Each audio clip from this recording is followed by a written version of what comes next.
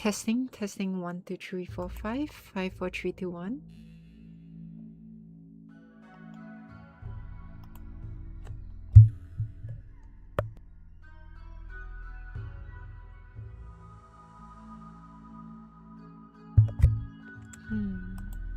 Let me check.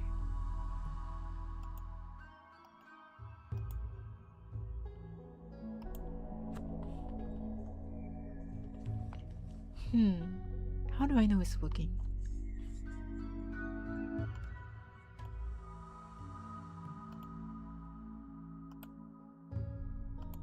Maybe okay, let me see.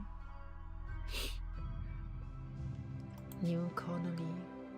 Oh, yeah, it's working. But I'm not sure if I'm actually speaking. Is there a way to check?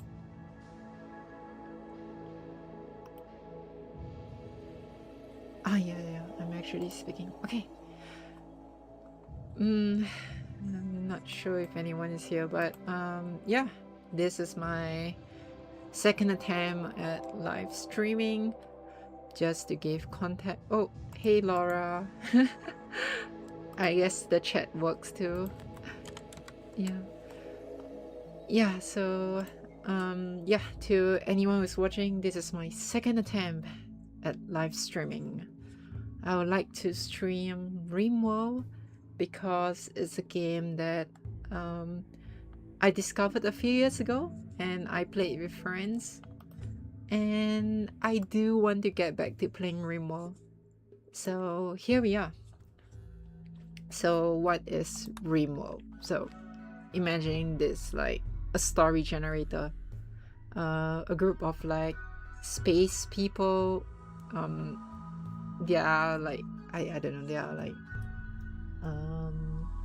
their starships destroyed or something, and then their pods flew to a random planet. And oh yeah, that's Mochi. And when they flew to the planet, then you have to start building like homes around there so that, you know, this colony will build up again. So yes, this is Rimworld. Everything that happened in Rimworld is randomly generated in a sense. So the encounters, the tribes, the events, all this is just like sort of random. And I think that's why it becomes a story generator. So people could actually... Oh, I suppose Mel is here too? Is that it? If you want to go and... yes, you're writing. Yes, so yeah, so that's how this game really works. It's kind of like it creates this world, and we just live through it, watch how a civilization rise and grow. I will be more story focused in this game rather than like thinking about stats and stuff, because I really do like the story aspect of this game. So yeah, let us begin. Oh yes, and there's a multiplayer mod for this as well. So if one day, if you all like to play together, get Rimworld. Alright, so let us begin. We'll begin our scenario with Crash Landed. The three of them awakes in the cryptosleep to the sounds of sirens and ripping metal. You barely get to the escape pod before the ship is torn apart. These three survivors then land on this unknown Rimworld. Just to explain as well, a storyteller is kind of like your difficulty settings. So in a sense, like for example, Cassandra Classic will give you like a very standard kind of like storyline. Philby will probably like do something very hard and harsh. But my favorite is Randy Random, which is it really generates random events. Oh, wait, am I playing without voice?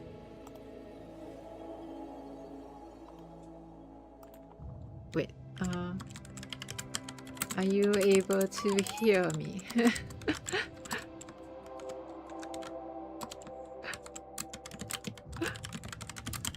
speaking the whole time. I see, so Mel could hear me.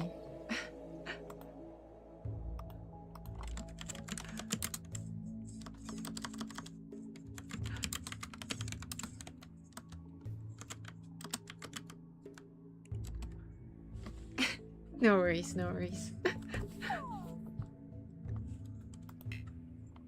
Ah, yes.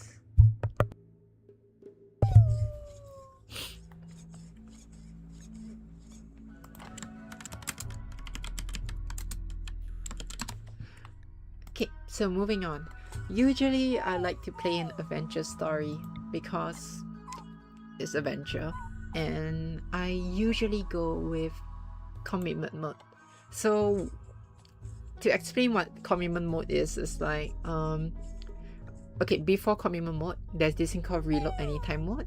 So this mode is where you could like save your game. So like if something went wrong, you could like always load back to your save point.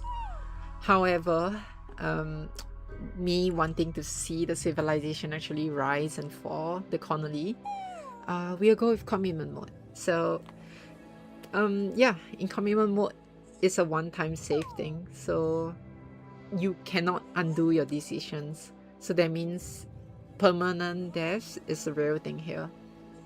Yes.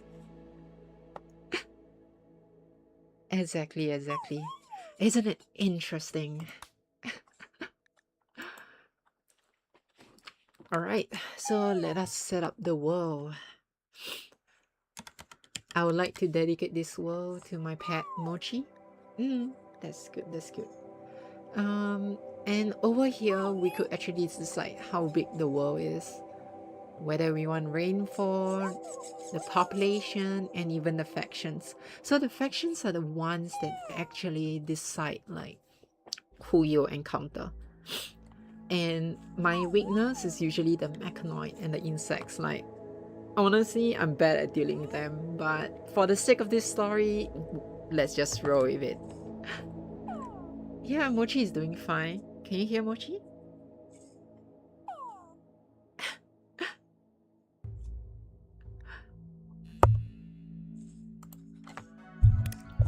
Okay, generating in progress. Yes, shout out to the adorable Mochi. So this is the world map.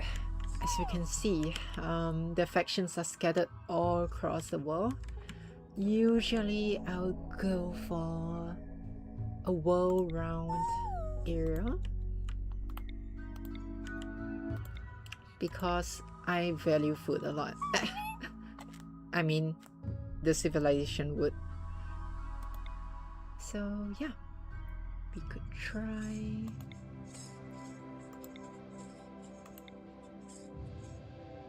We could try this, the large hill.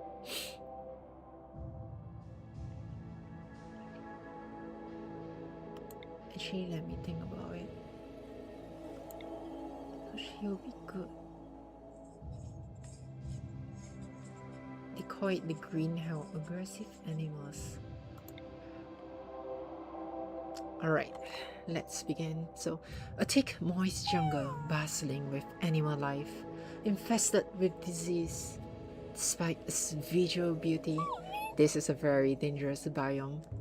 Choking over growth, aggressive animals, and constant sickness. This is why some explorers call this the green hell.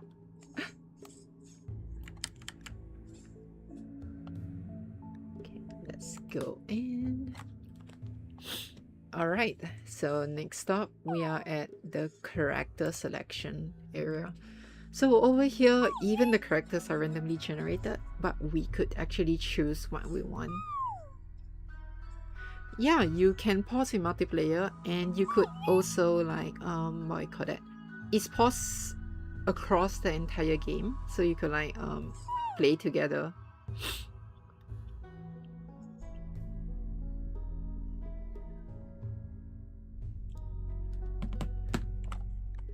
So let's see. I'm not gonna choose our people, I guess. We'll just stick with the first tree that was generated for us for the sake of storytelling.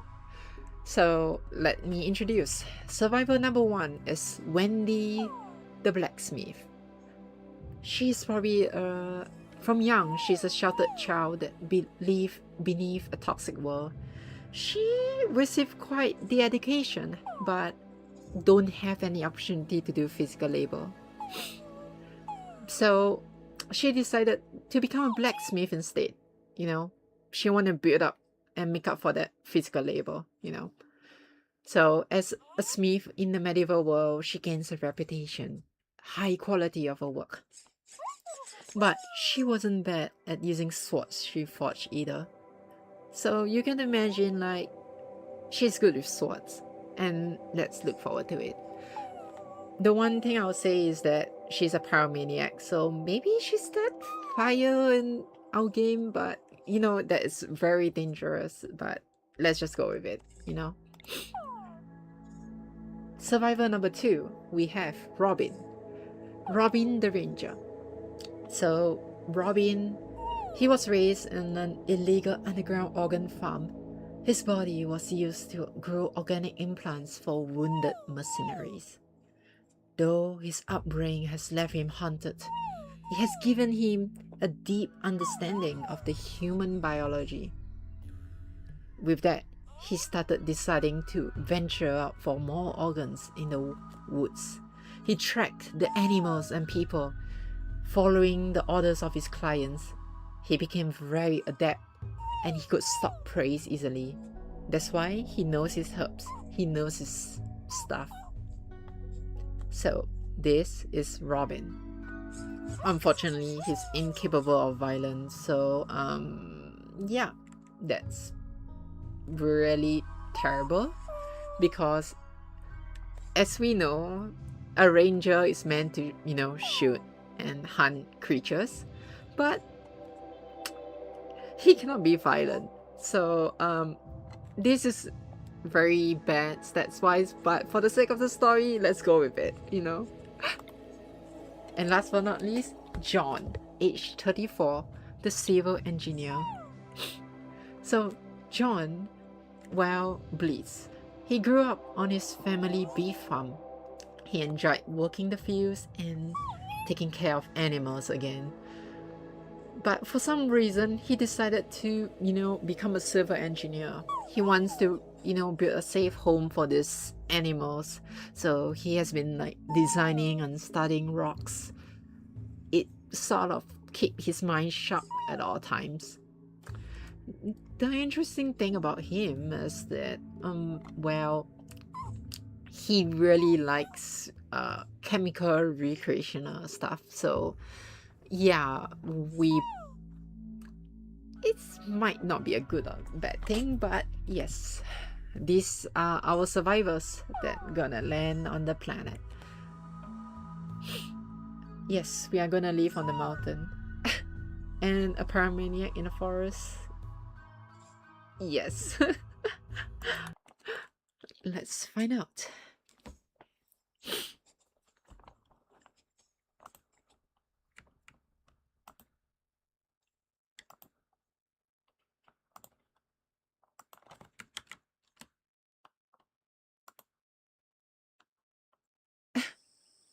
We'll count on bleeds to make our homes.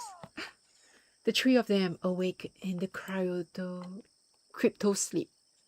I don't know how to pronounce another word, but it's fine. To the sound of sirens and ripping metal. They barely get to the escape pods before the ship is torn apart. Sometime later, they land into this unknown Rimworld. As pieces of the shredded starship fall around you, you start making plans to survive. They have arrived, and they are unsure. We also have a pet dog named, a husky named Zelda. As you can see, our dear husky bleeds a lot.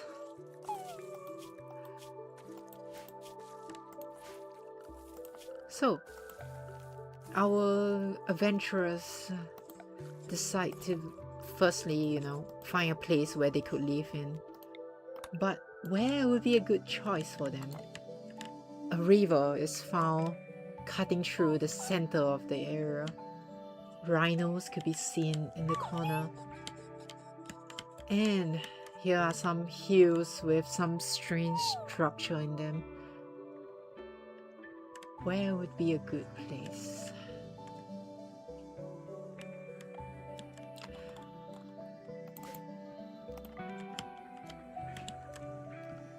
As our group decides to travel around,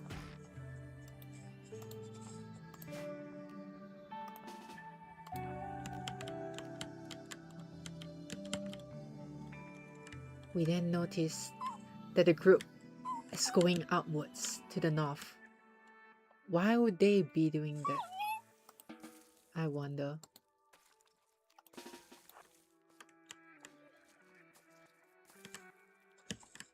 The river stream seems to be much more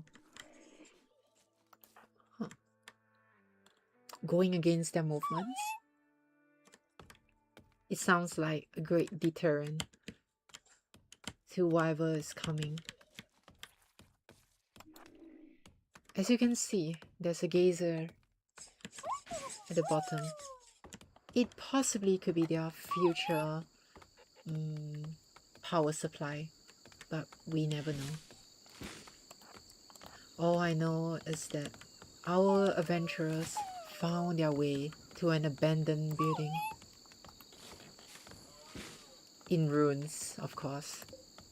A sandstone large stele structure is sitting in the center. It seems like this would be the perfect place for their new home. So let's get things started for them.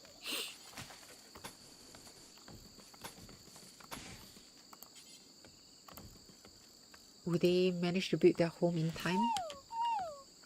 Mochi thinks so too.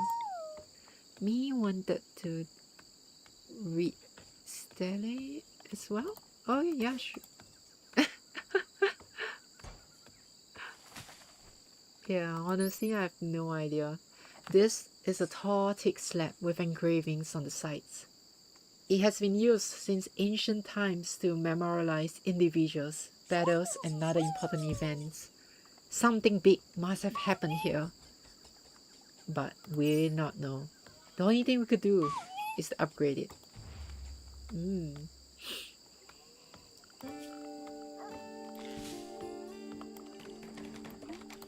Look like our adventurers have found a new home by the riverside.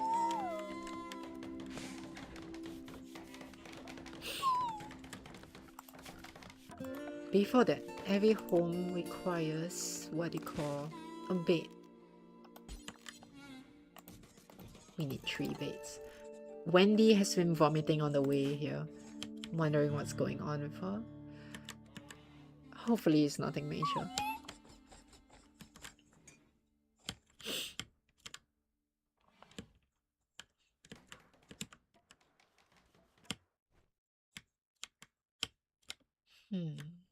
I see.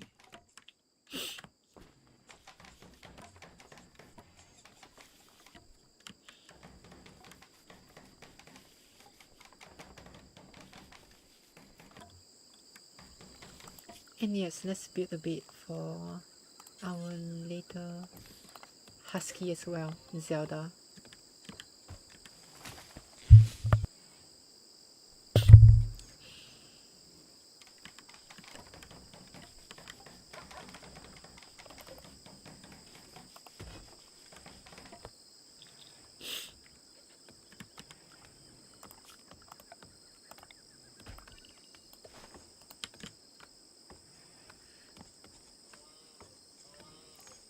Yes, indeed.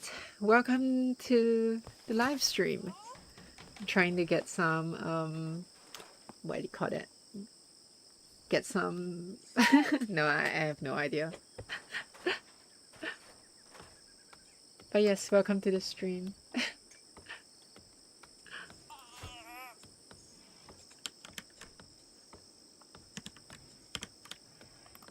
Our survivors really need some food. As we know, our great hunter can't shoot because of just a recap. How a great hunter who is a ranger cannot shoot, unfortunately. Even though he's good at shooting, he's incapable of violence, unfortunately. So let's go vegetarian, says the party. As you can see, Zelda is sneakily eating our packaged survivor meal. Zelda really loves human food. This is something we need to watch out for too.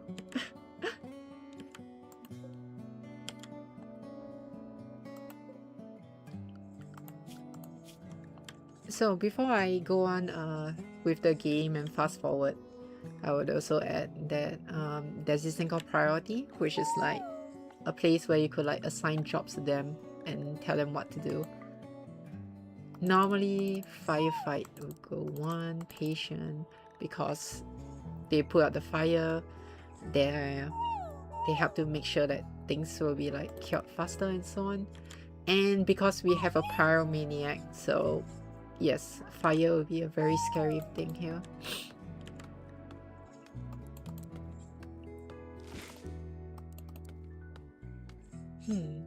Like we have a hunter after all. Maybe we don't need to be a vegetarian. Let's hunt this tortoise.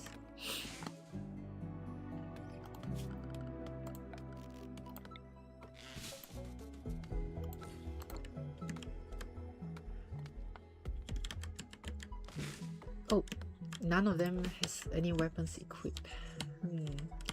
This is unfortunate. I think most of their items are here, but since Blitz is a hunter, Blitz decides to pick up the rifle, since our actual ranger couldn't do it. Yes, we need someone to haul everything as well. Let me think. Wendy can haul things then.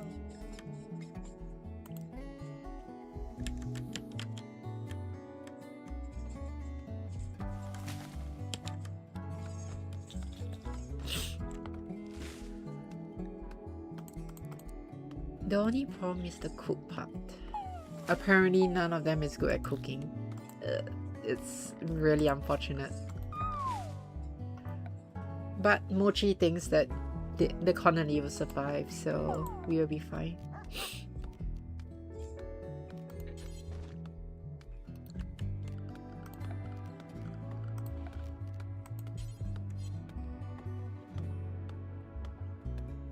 Yeah, maybe there might be a change of luck somewhere along the line, you know.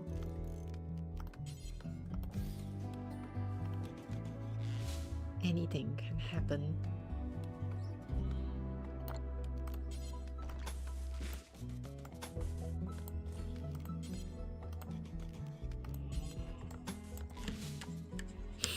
As you can see, our group has finally built their first room, revamping the design of an old abandoned ruin. I heard gunshots.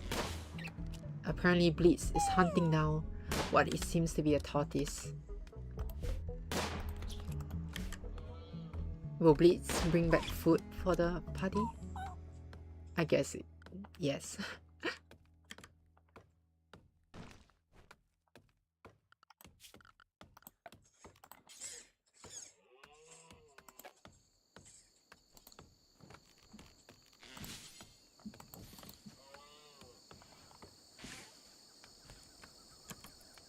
Indeed, the green hell is the most terrifying place in Rimworld. Once a fire or fuse is lit, everything go boom.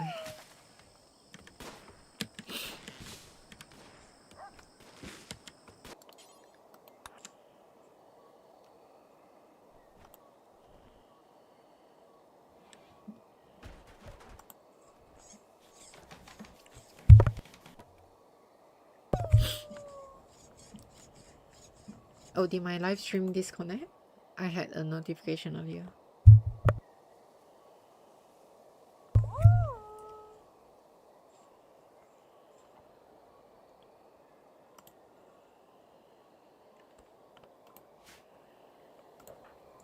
Let's wake them up. The bait is ready. And they go and eat. Right. That's good, that's good. Good thing they didn't like end the live stream just because like it was disconnected. Yes, let's hope I don't blow up, you know. They need a great poet to narrate the rest of the story for them. Or a narrator, I mean.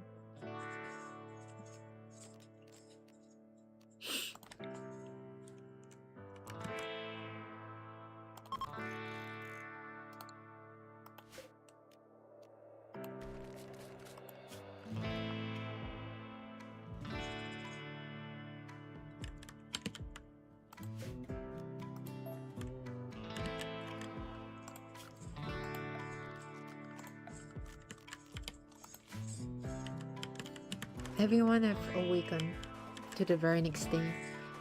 Blitz is busily making sure that, you know, their new home is covered with roof. If not, when the rain happens, it'll be really, really terrible.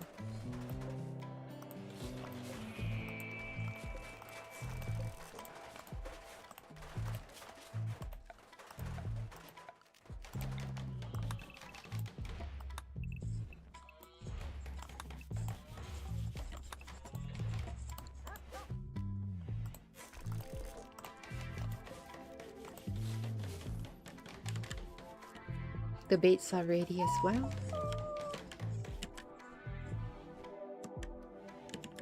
And more rooms are being built. Blitz is really making sure that the colony is growing well. Meanwhile, let's check on what Wendy is doing. Wendy is constantly shifting stuff over from where they crash landed, so that's a good thing. As for Panano, Panano is cutting the trees. Perhaps it's time for us to find a good growing spot. Perhaps here would be nice. They need some food after all.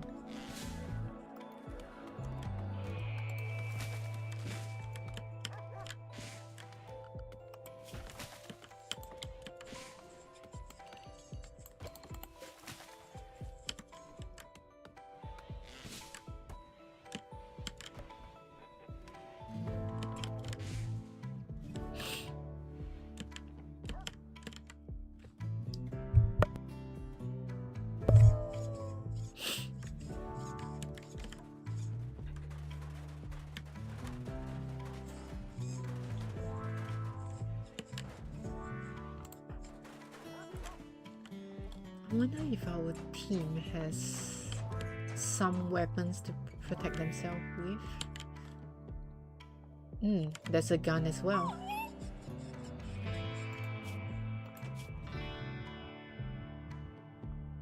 We could give the pyromaniac a revolver.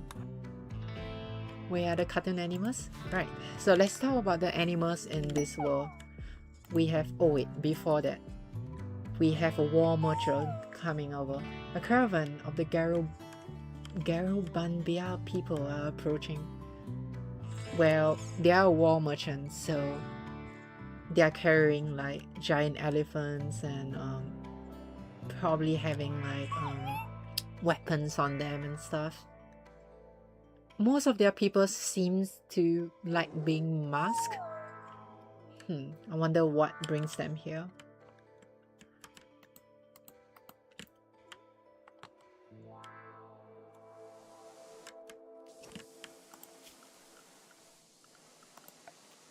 It seems that our people need some recreational activities as well. So putting a horseshoe in the center might please them.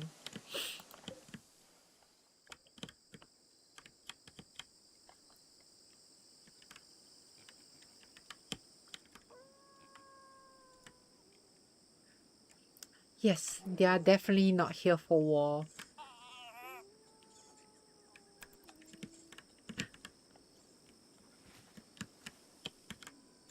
As the war merchants are slowly coming down, look like some of our people have begun to fall asleep. Wendy and Panano is still awake.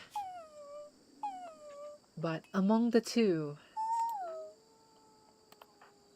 Wendy, the pyromaniac who loves war, decides to talk to the trader. Mochi, you don't like the sound of that? I think Mochi likes the sound of a pyromaniac talking to a war trader, yeah?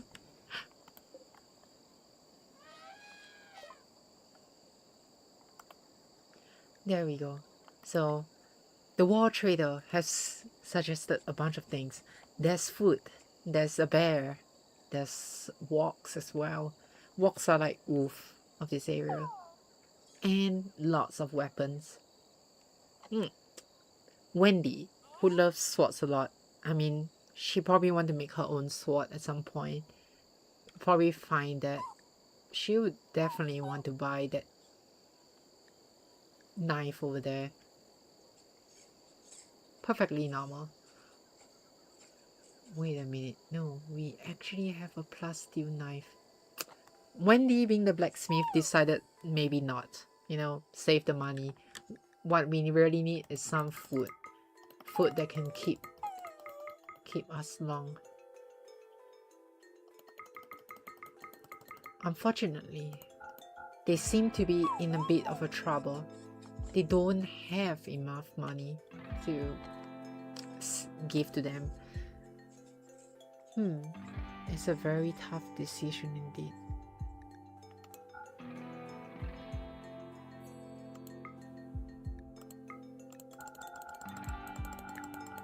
Perhaps one component will give them 9 of this pemmican. Alright, take care, Pixel. Thanks for hopping in and enjoy the rest of your day.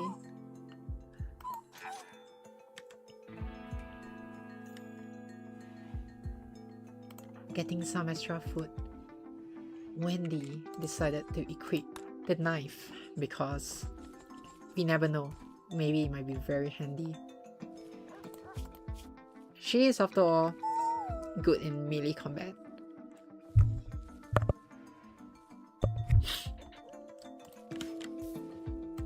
The guy named Rabbit is watching outside carefully with her bow well hung around her waist. Their leader, Brino. Let's read up more about Brino. Brino is a scavenger. He probably spent most of his childhood escaping and doing grunt work. Probably that's why he's here. So let's talk more about the Garubambia people. These people have been here for a very long time. Maybe their ancestors crashed here 1,000 years ago. Maybe they survived some cataclysm that destroyed a technological civilization here. But in any case, they are a bunch of nomads. They use and rely on primitive weapons and tools. That is their technological weakness. Yet, they still can be dangerous enemies if not careful, because how they compensate their technology is their brute force and strength, their numbers. They are quite open to trade and alliances. That's why they pursue as much peace as they could. Let's not mess with them, shall we? So this is the Garubambia people.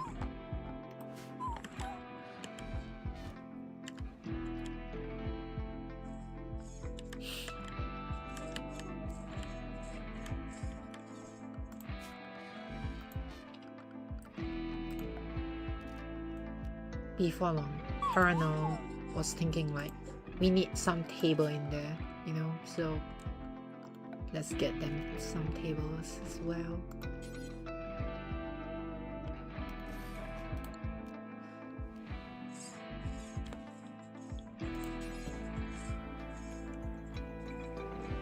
You can have pets? Yes. So our colony has one pet so far. Her name is called Zelda. So Zelda, where are you? Zelda is sleeping out in the open, unfortunately. Why are you sleeping here? I have no idea. But this husky has been with them for a very long time.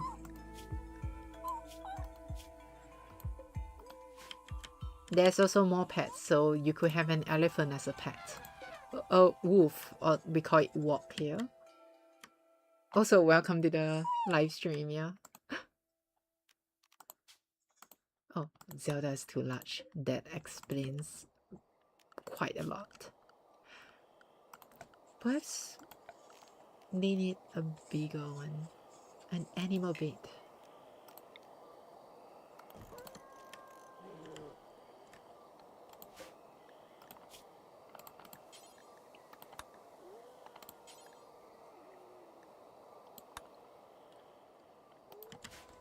So it's the night, so we'll fast forward then.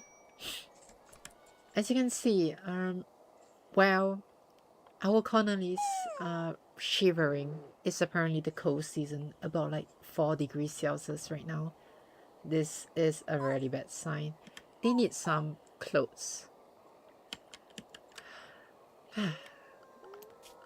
Let's hope that they will find some clothes then.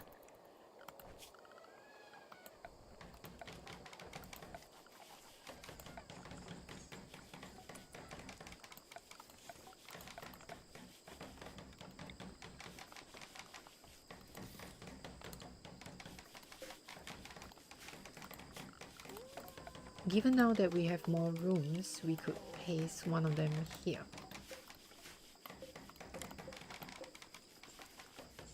And then we definitely need a place to cook food as well, yeah?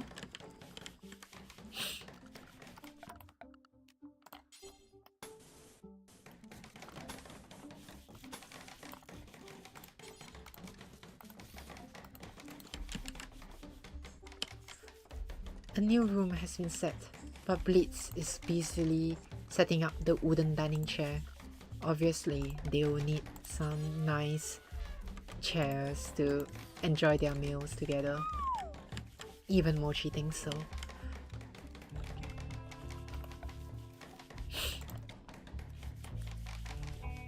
And to cook, we'll need a fuel stove.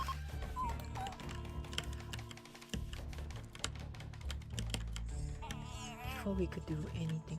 Oh, what's wrong, Mochi? Are you okay?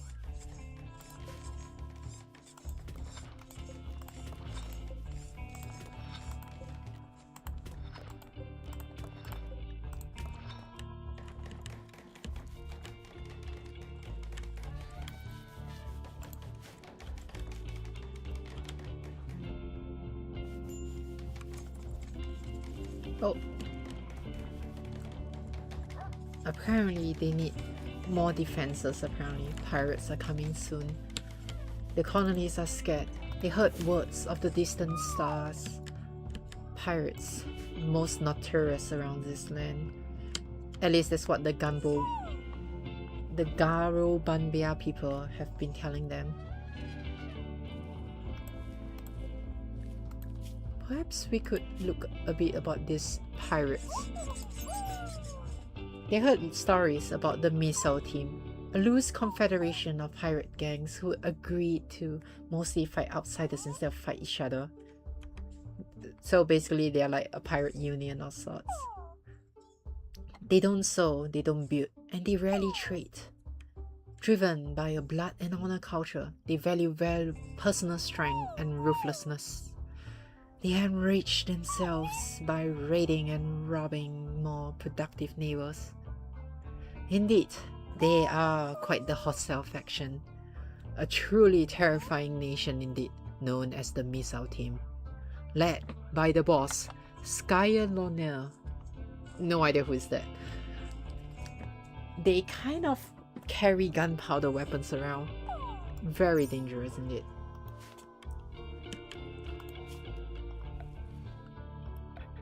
Perhaps it's time for the colony to build some defenses.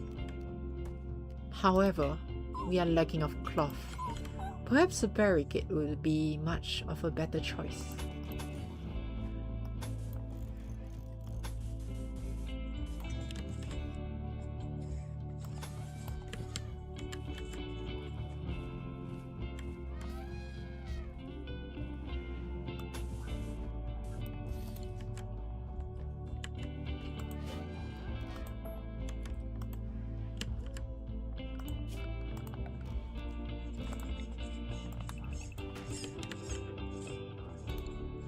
Gunpowder and Pyromaniac.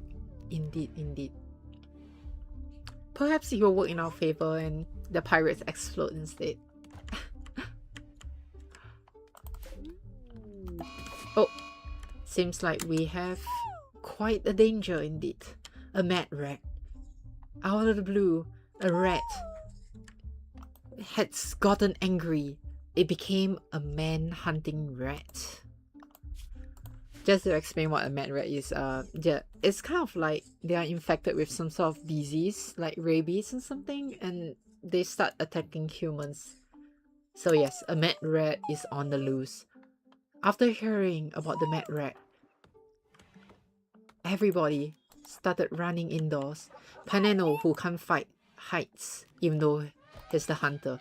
Wendy and Blitz stand by with their guns. They are ready to face off the mad rat who is coming in their way. Truly a terrifying creature, a beast with no divine restriction.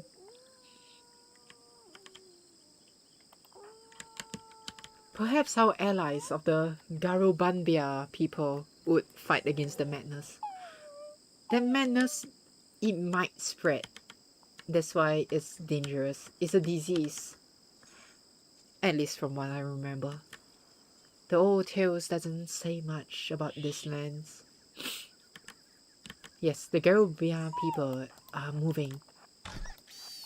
They have killed the mad rat, and the mad rat lays dead.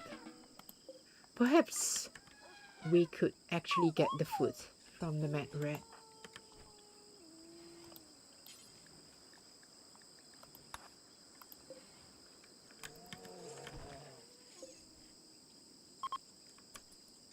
The Garumbia people are leaving after finishing off that madness. They are terrified, scared that more of these mad rats would appear and, you know, infect their animals they're living. Yes, that's true. But Blitz has other plans apparently. He'd like to turn that dead turtle as well as the dead rat into food. It might be a bad thing though, but they need food, yeah. So, time to eat an infected rat for lunch. Desperate times call for desperate measures, yeah?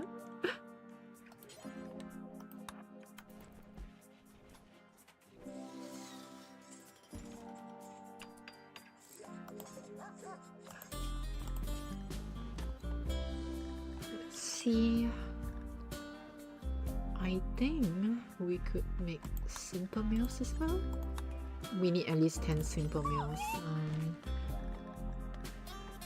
So this kind of decide their like their diets in a sense, but given that our colony has only 44 berries, 26 tortoise meat, and 16 rat meat, clearly we don't have much of a choice here.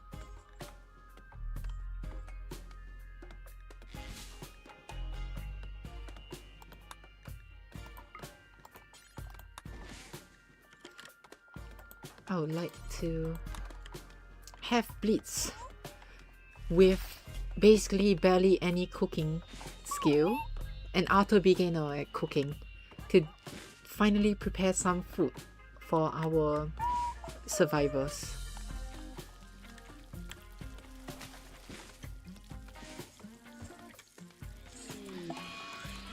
A psychic drone happens, and suddenly every male colonist feel a wave of anxiety and anger.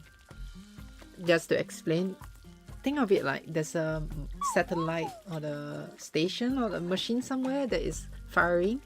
It causes like some sort of like frequency that makes the males agitated here. So yeah, they are pretty upset about it now. Also, we find out that Blitz became Zelda's master. The two of them, after that one snuggle, became closer than ever.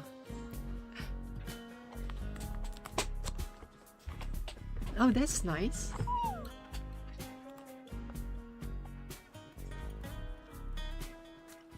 You should ask Virgil give us all chairs sometime too.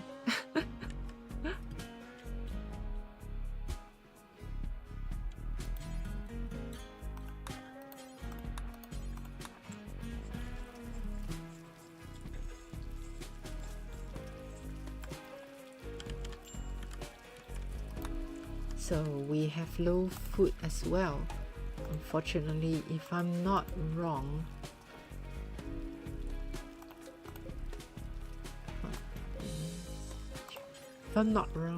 yes, a heal root requires 8 skill. It's really hard to get medicine here too.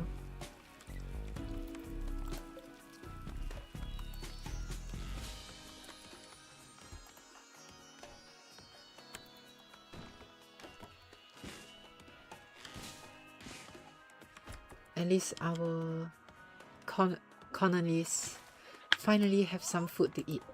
7 simple meals to last them for another day, made of berries, tortoise meat, and red meat. They call it the tortoise red stew. I'm very motivated, Mel. I'm very motivated.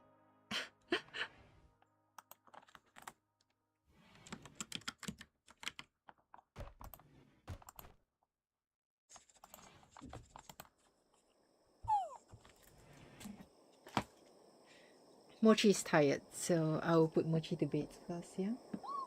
There, Mochi.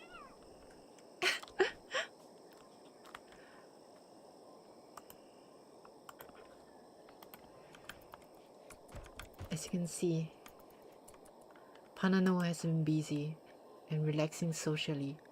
Let's see what Panano was thinking about. Panano was telling Wendy about like bell peppers in their area, and they were like joking about savory food. Oh! Suddenly, as they were talking, a guy named Samuel Pye, a system engineer from the southern Tenobambium, is visiting the colony. With his hat, the bowler hat, he carries a revolver around his waist and wears a splendid elephant leather t-shirt. Why is he here? We will not know, but he is visiting. Maybe when he comes closer to the base, we'll find out why. Outside, the temperature now is 4 degrees Celsius. Perhaps he's seeking shelter away from the cold.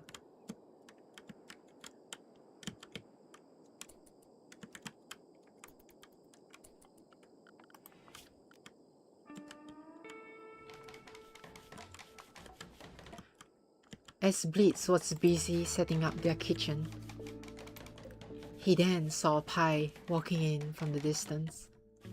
With the guinea pig fur parka, Pie has been inspecting the rocks in the area, wondering.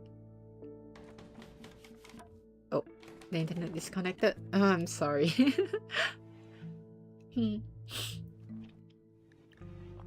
Yeah, so maybe just to recap. A system engineer named Samuel Pye arrived to the base. He carries a revolver around his waist, and he wears this bowler hat on top of his head.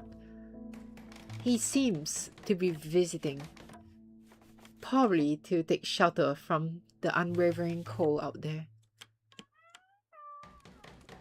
Okay, Mochi, I know you want shelter too. Here you go.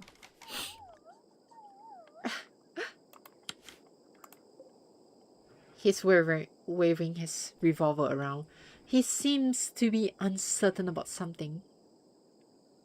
Mochi, Laura, say goodnight to you. Yeah. Perhaps I should deprioritize the defenses for now. We need our kitchen up and the rest of the base as well. Just to say as well, it is a terrible decision actually to build all the rooms made of wood because we have a pyromaniac with us. And just to recap.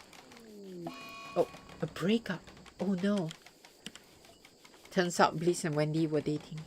But then Blitz told Wendy it's better to see other people. Blitz decided to cut off their relationship with Wendy. That's so unfortunate. What led to that is because they were commenting about bitter food apparently. Perhaps the meal that, you know, Blitz made was really bad. And, you know, Blitz feel like he don't think he's the one to, you know, give Wendy food, comfort and warmth. So, yeah. But at the same time, it's quite interesting because Panano tried to woo Wendy. But Wendy ignores it. It seems like Wendy really wants to be alone right now.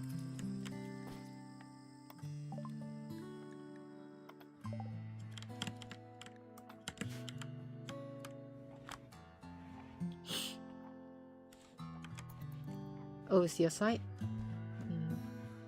Maybe it's the internet.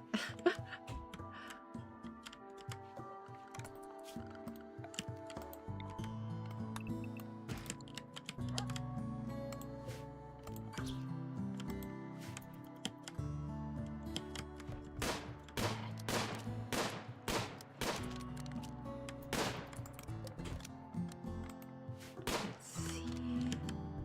Right, the crafting spots here.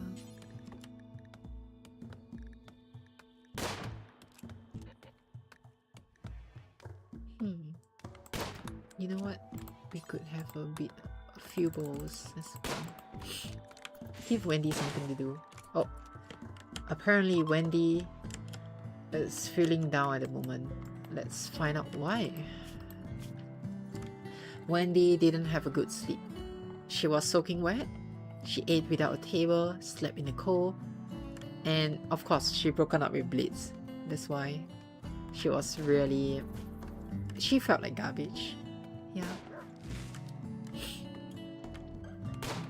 Perhaps sleeping together is really a bad choice for both of them, so it's time for the colony to expand and have more rooms.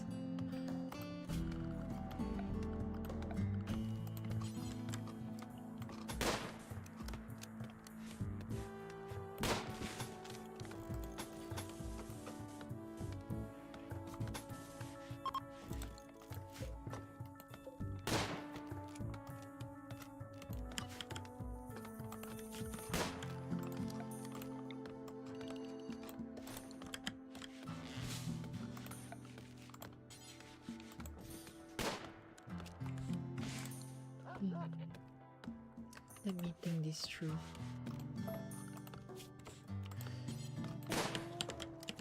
If we make the rooms...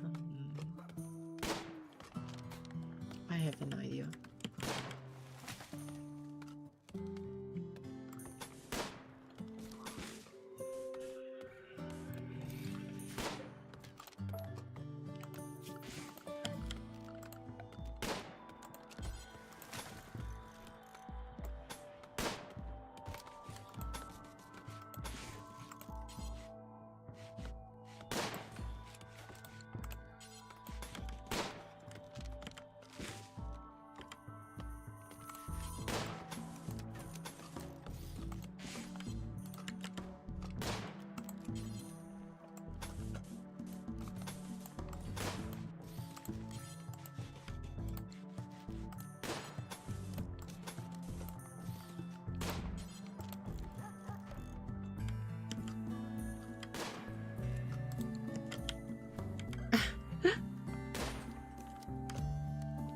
I wonder why you suddenly have so much like connection issue.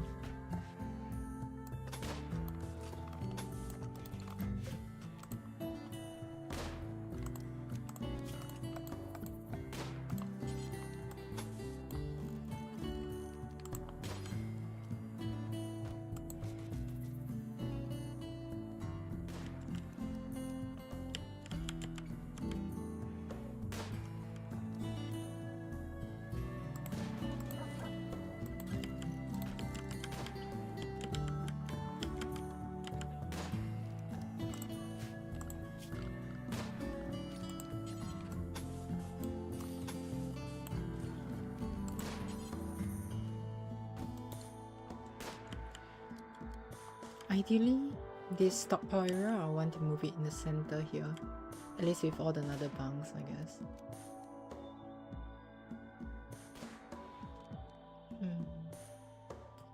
But we'll see.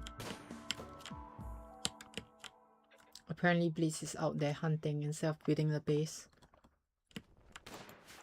It's really tough because Blitz is literally the chef, the construction worker, the hunter, and everything else. So yeah.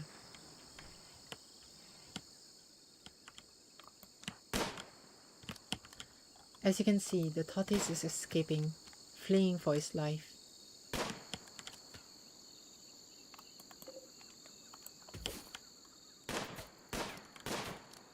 Oh, this is interesting.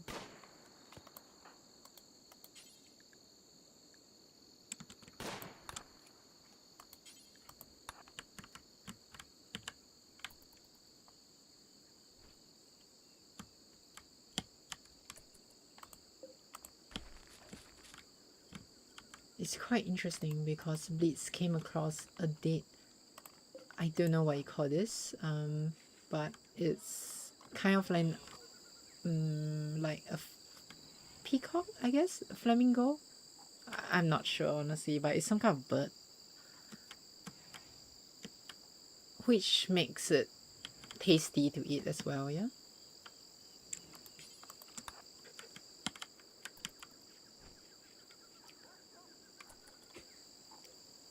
So as the day passed by, the inventory has almost completely been overrun by piles of wood and wood, unused wood that could have become like rooms for the colony. Unfortunately, Blitz is doing everything, so the colony will take a while for now. Let's us spy what Panano is doing. Panano is moving the food back to the base because I think Panano like plants instead. Right. Panano is the ranger who doesn't want to hurt animals, apparently, despite having the experience. Or rather, maybe tracking animals, yeah? Could it be some kind of like heat energy or something? I'm not sure. I'm surprised that heat could actually affect the... Maybe this... Oh, yeah, I'm surprised the heat would affect the connection. I suppose the wiring or something.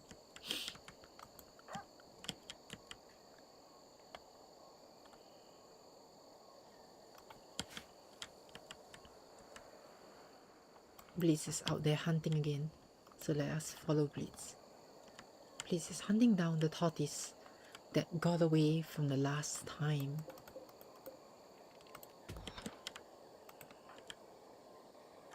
Yes, we could get more survivors if they appear. Like, you know, like if they crash landed somewhere or some sort, yeah? There's a chinchilla! But yeah. I don't want to hunt the chinchillas. Exactly, yes. We need to have a prison cell first to, like, you know, keep the raiders in there and interrogate them until they join. So we might see some down the line, yeah?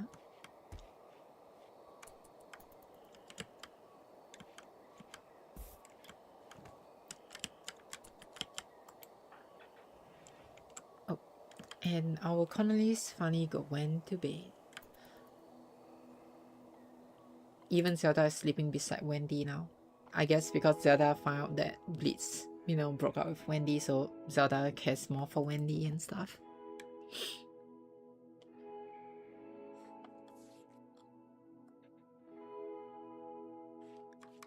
Panano was the first to wake up, deciding to harvest more food and fruits.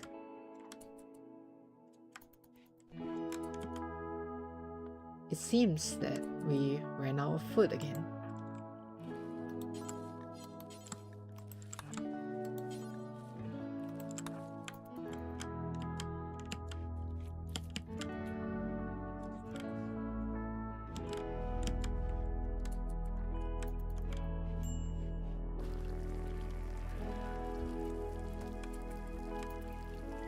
Blitz is busy setting up the food and the meal. Hanano is out there going for a walk, and Zelda is nuzzling Blitz again. That's nice.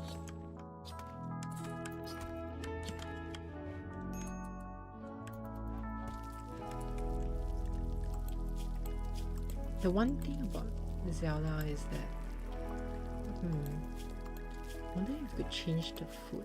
I remember we could last time. Not sure, honestly.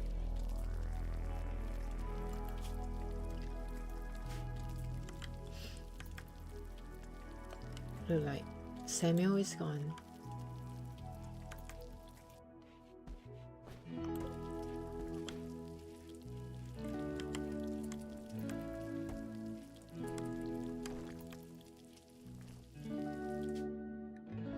So, our nation has passed, and Panano wants the group to decide a name, a faction name.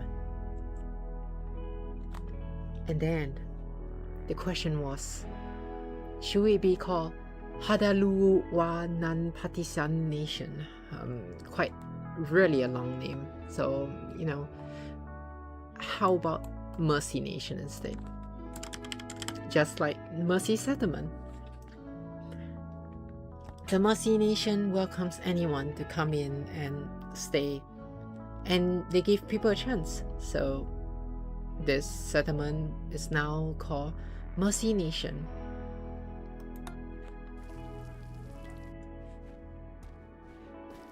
Ah yes, it would be nice to have a chinchilla pet, if food wasn't our issue.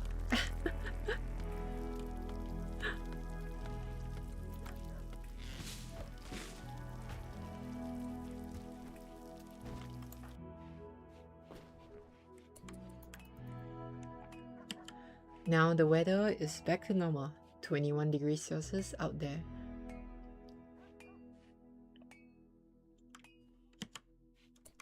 Blitz is relaxing socially, and let's see what they talk about. Yep, beat the food as always. Zelda's nudging as always as well.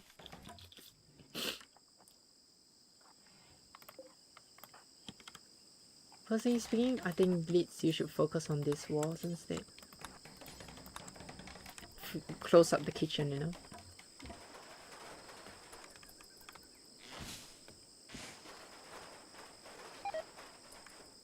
Oh, red meat has rotted.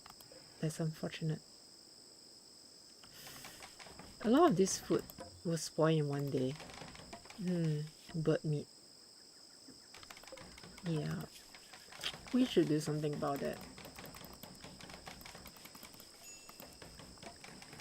The one thing they need though is to further enhance what they could do, which is with the research bench. So to explain, with a research bench you could like do research and develop more skills and stuff. The only unfortunate part is Blitz is also the only capable researcher right now. So I guess Blitz is really carrying the entire colony.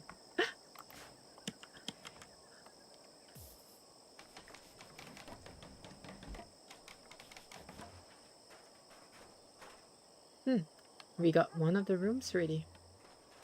Almost got one of the rooms ready.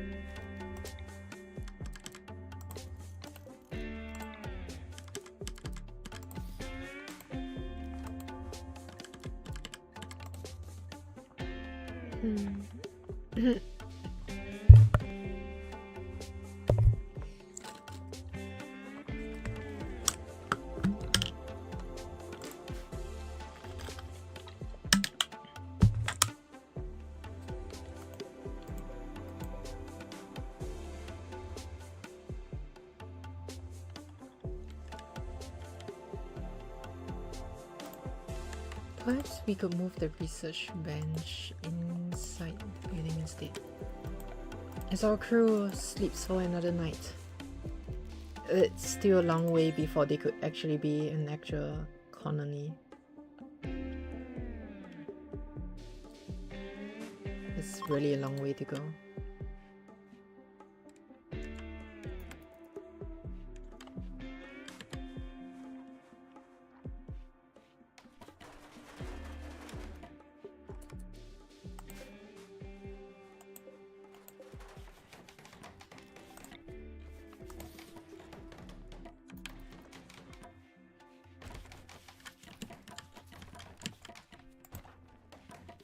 I really think Blitz should finish on this one.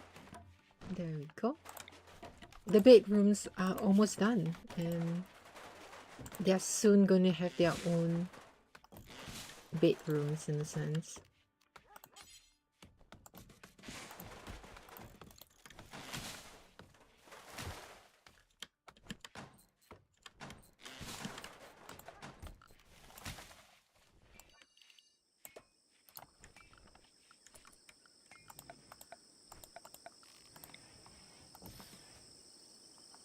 As time flies, nothing much changed in the area. They are expanding and expanding. The temperature up there is 18 degrees Celsius, and the skies are clear.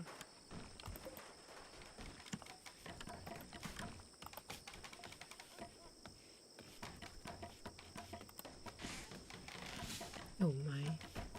Even Blitz is the miner. I guess Blitz is really doing everything.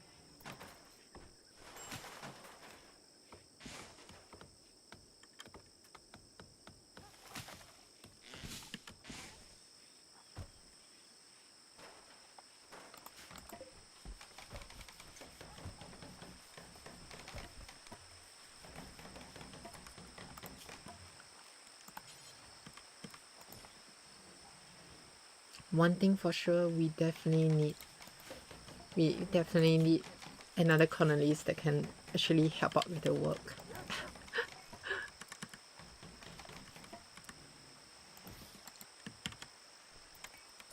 I mean, the rest are doing a good job shifting stuff and hauling things. We definitely need people like those.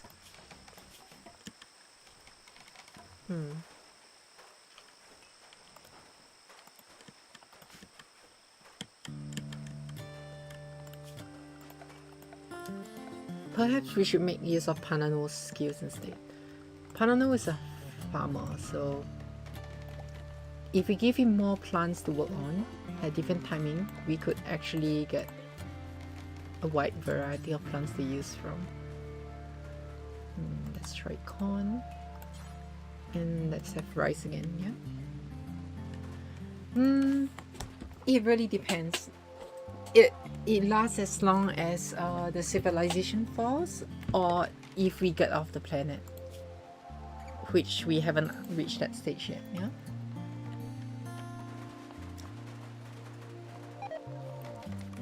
Oh, but meat has rotted. That's very, very unfortunate.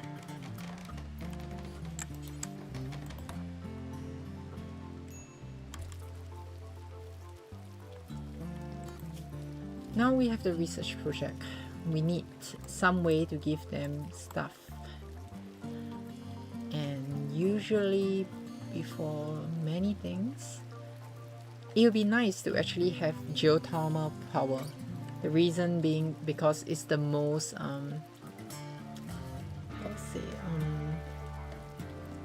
the energy we collect from geothermal is very consistent and uninterrupted. Like watermill depends on the water, the air depends on the windmill, depends on like the wind direction and strength, and solar panel only work during daytime. So yeah, but the problem with geothermal is that it's 3,200, so it'll take a while before we actually get there. Yeah, so what I would really do, maybe for now, as a first step, we could try a water mill because we are beside water mill. Yes, about that, the R&D doesn't make the another survival skill, unfortunately. So like, if you learn gunsmithing, it just means we could craft gunsmith stuff. It does maybe let Wendy make guns for us, I guess, yeah. But it doesn't improve her skills, I think.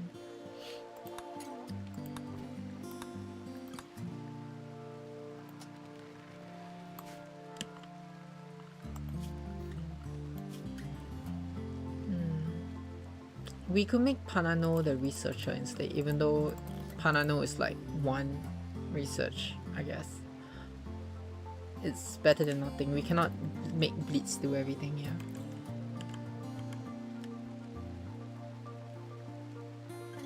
Apparently Blitz didn't even build the torch for Wendy after they broke up.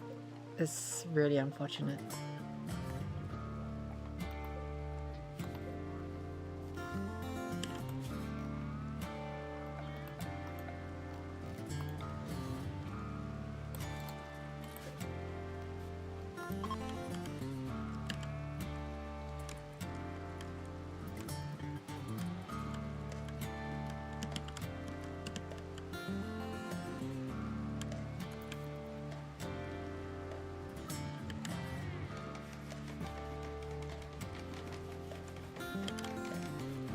Hanano is actually researching now.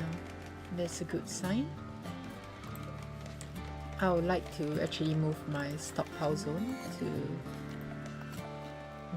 this area instead.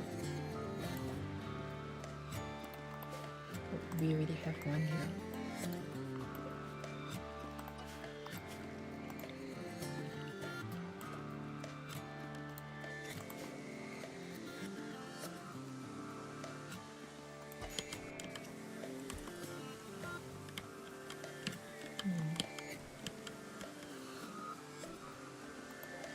Seems like we ran out of food again.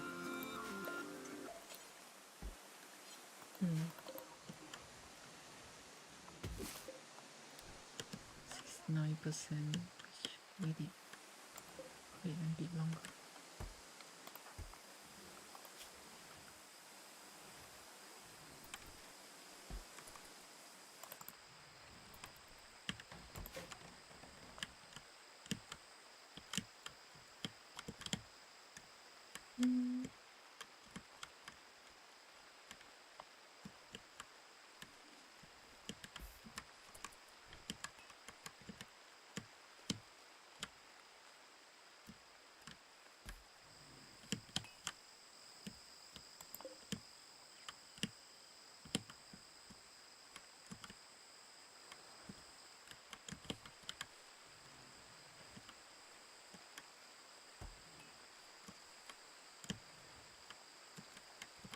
Eventually, this plot of land will also be part of the colony, but I think it will take a while before we actually get that far. A small area is enough for now, yeah.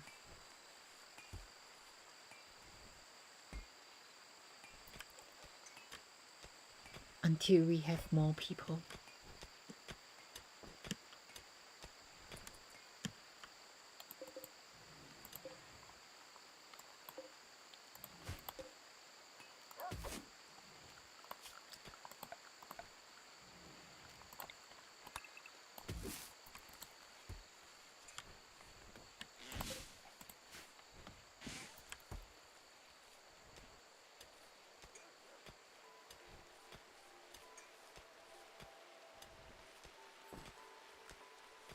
Even in the rain, Panano is busy setting up the plants in the area, excited about this new garden. The crew finally went back to rest after a long night.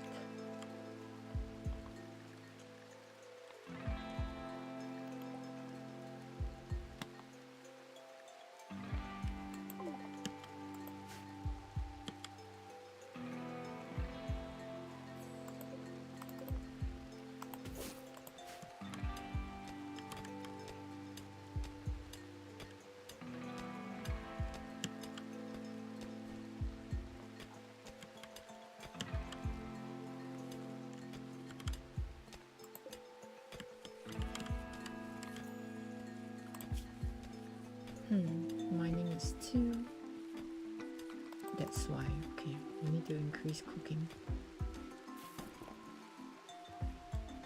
A roof has collapsed. I see, I see.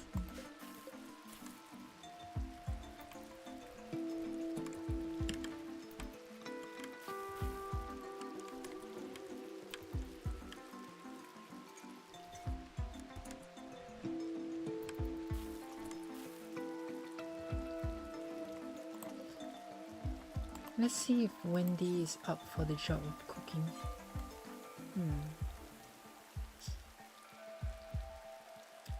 You know what? Let's take the risk, shall we? Wendy, you're the new cook. Wendy is relaxing right now. Let's see what Wendy is again. Thinking about training ducks, that's why. After a long time where Blitz is split between doing all the work, Wendy has taken over the role of cooking rice.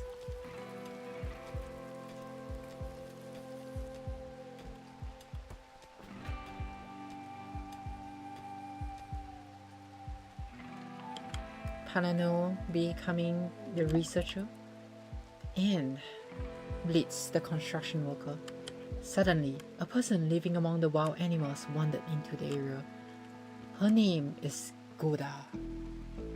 Apparently, we could tame Goda. She's a cave builder, and she's a wild woman.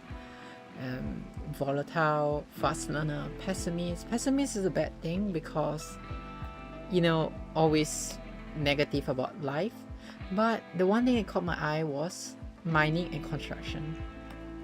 She could actually help split the work, you know, with Blitz, and she has a higher cooking ability. Should we try to tame her? Asked the crew. This would rely on their animal stats. Maybe John could tame her, I guess. So Blitz, yeah. You know what? Let's try taming Goda.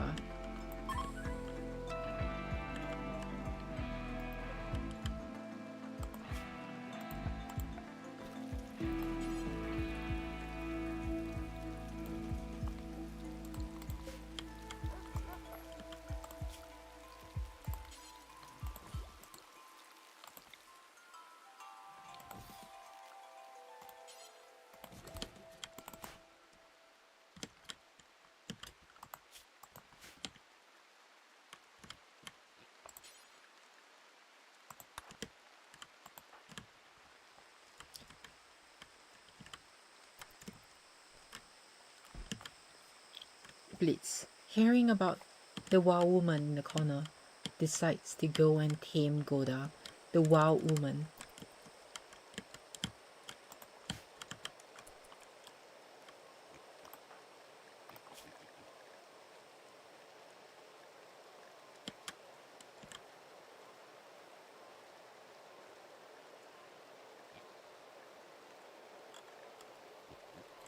Blitz approached Goda and whispered to himself about freedom. He sat next to Goda and talked about the link between life goals and whatever that is.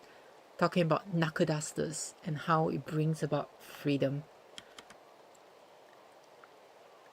Goda refused, however. Why did Blitz do that? I have no idea. Blitz, what are you doing?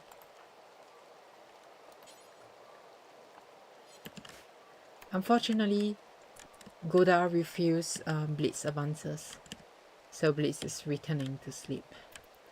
Of course, the easiest solution is to arrest Goda and, you know, make her get interrogated. But as part of the Mercy Nation, we are not gonna, you know, do that to a wild lady. That means no harm.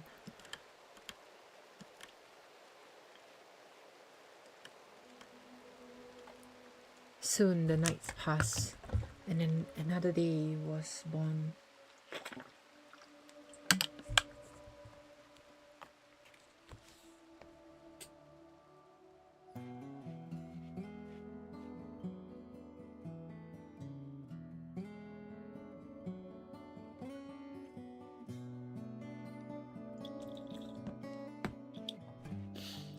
The weather outside is 13 degrees Celsius, and Blitz is still sleeping with Zelda together. Panano is busy shifting stuff, and Wendy is eating food.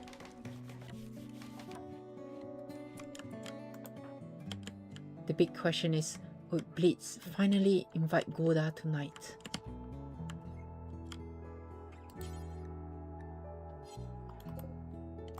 Probably not. However, we caught sightings of food found in the far right side of the map.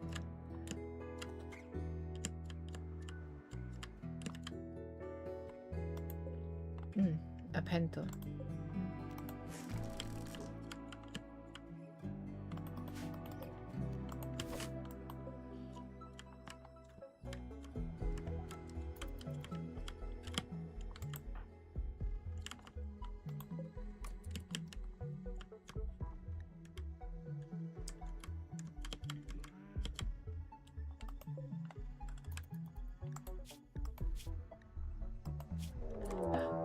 A panther is hunting Panamo.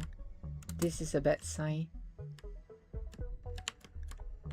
Panano, who is unable to fight, is fleeing for his life. He can't do anything about it. Upon hearing alarms, both Blitz and Wendy took their arms. Wendy went for the revolver instead, even though she can't shoot. But it was only a matter of time. They have to save Panano.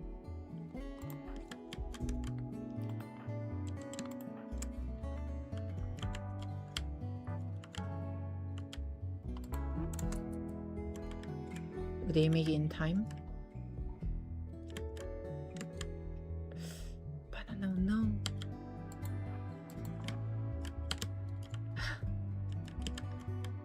This is really a terrifying presence. But perhaps the key to victory is fighting across the waters. Panano is running for his life, trying to flee as far as he can.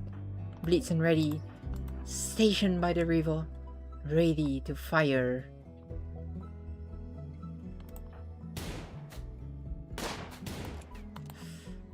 The panther, however, continues its chase. It seems to keep its eye on Panano.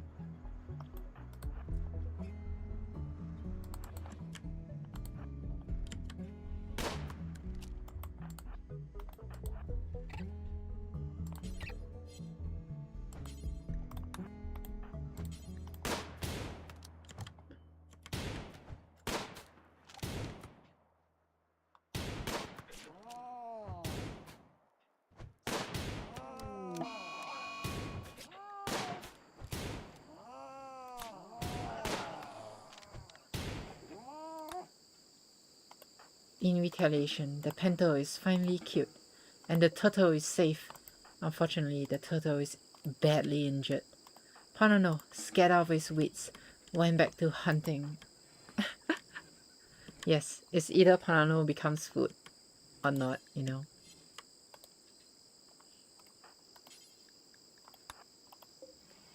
The big question is, could we save the turtle in time? The turtle has a scratch on the side, but Wendy, the pyromaniac, believed that the turtle will get stronger again anyway.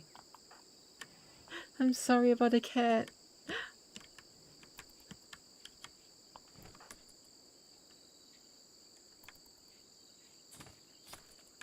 Wendy is turning the cat into, you know, food. So, yeah.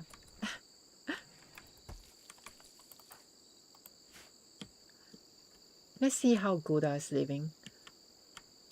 A wild woman is living freely, sleeping in the wilderness, with very low expectations of life. I'm sorry. Oh, hang on.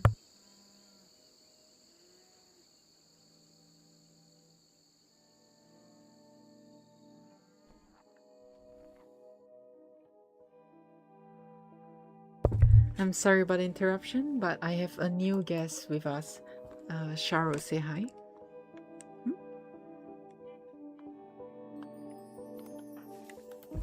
Oh, as you can see, Blitz is attempting to talk to Goda once more, inviting Goda into the clan.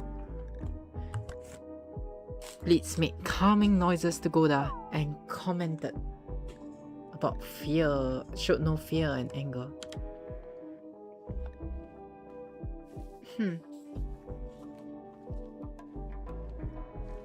Goda, however, refused once more. It's unfortunate. It seems like Goda doesn't want to be friends.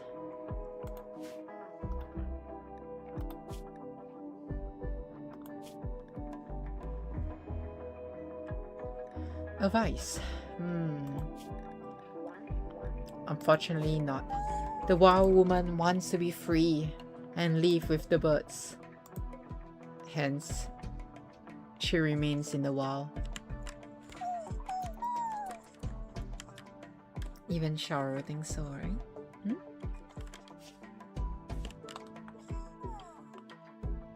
Oh, you mean Sharu? Yeah, yes, that's the name.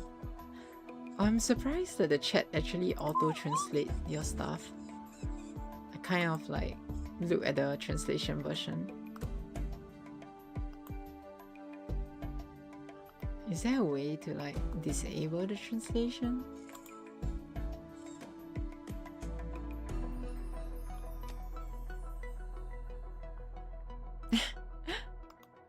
Yes, poor kittens. It served them right for the big cat to hunt Panano. Panano, who, you know, is incapable of violence. Yes, Sharo. Incapable of violence.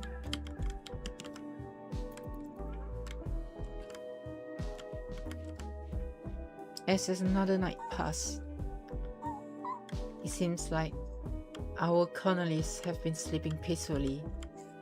They leave for yet another night.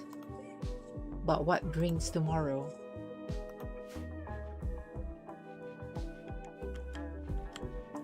Wendy was the first to wake up, and she continued howling still from the leftovers of the ship.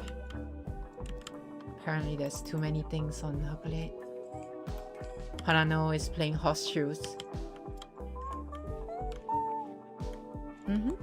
Exactly.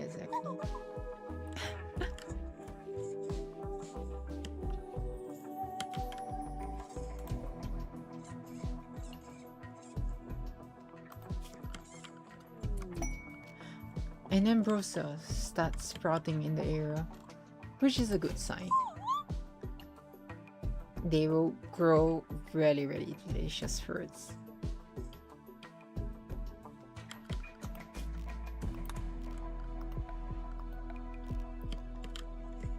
Perhaps it's time to upgrade our latest civilization with a little bit of electricity.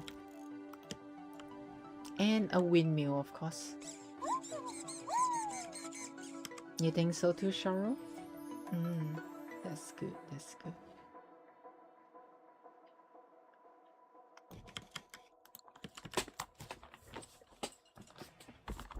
Perhaps what we need in our research is not the water mill generator, but perhaps we need actually, what they call it? We do need battery instead.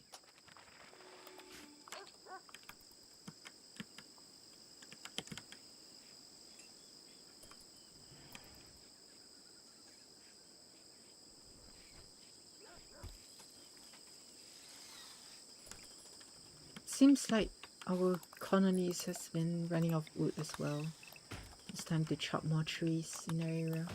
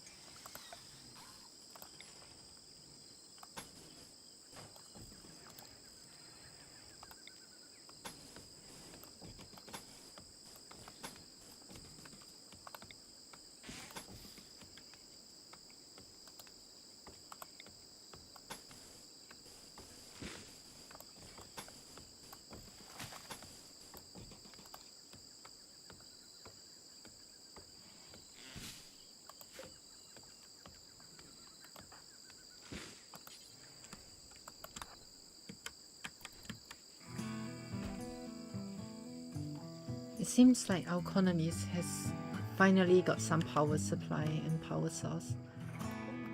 The first lamp light up in the room when no one else is around. Panano, excited, continues chunking wood into the generator. Let there be light.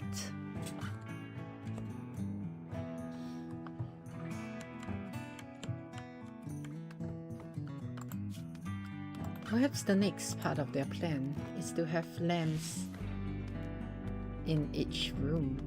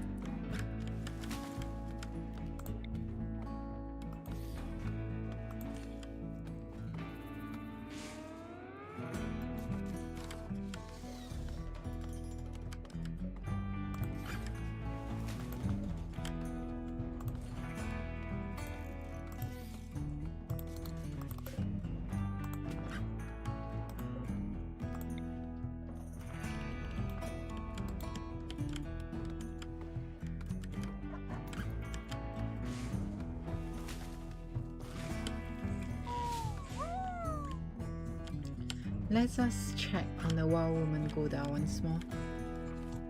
Apparently Goda has been eating berries from the wilderness. She looks partially stressed, I guess, but she has low expectations, so it's fine.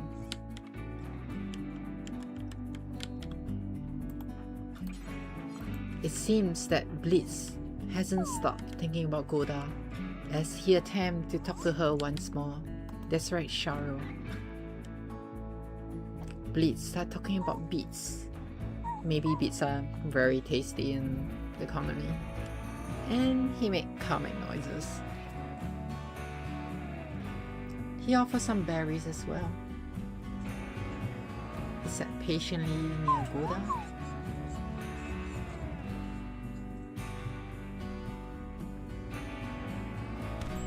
And oh, Goda is attacked.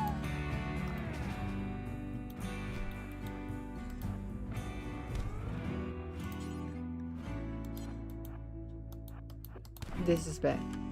Blitz is being attacked by Goda right now. It seems like our poor Blitz is in danger. Oh no.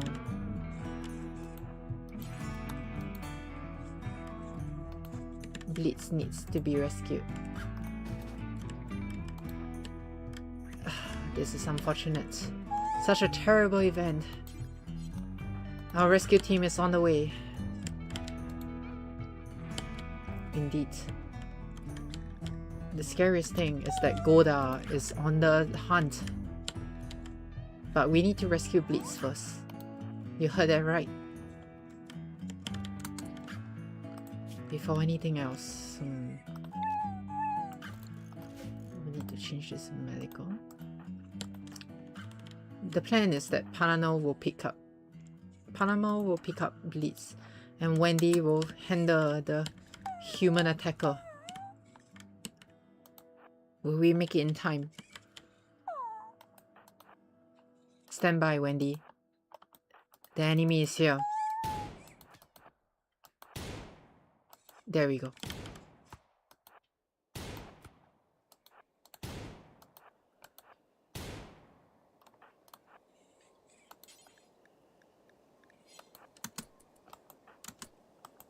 Now that we have dealt with the trap, Panano rushes his way to rescue Blitz. In the meantime, Wendy would capture our perpetuator, Goda.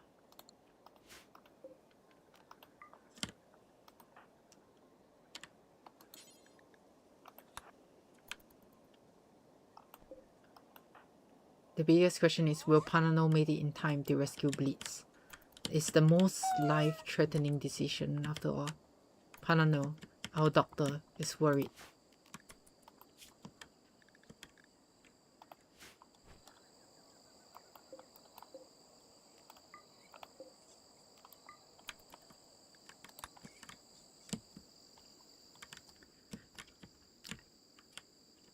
is without loss. No, is such almost a tragic loss.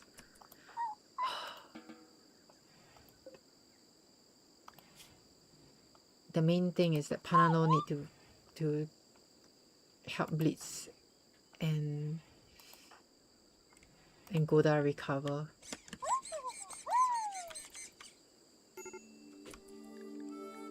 Goda is about to die.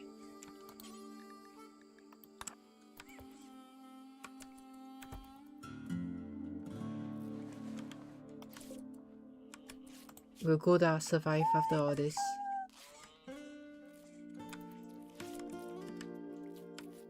The wild woman is being treated inside the room. I guess even the colonists decide to show mercy.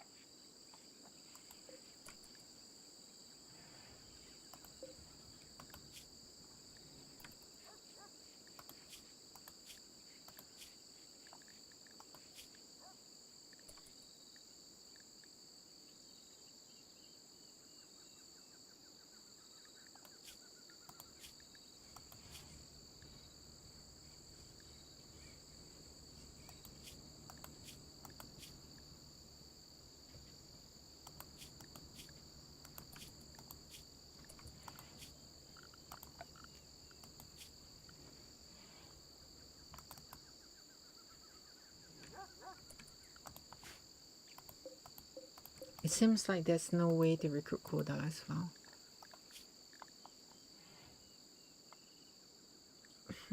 Maybe until Goda wakes up, I suppose.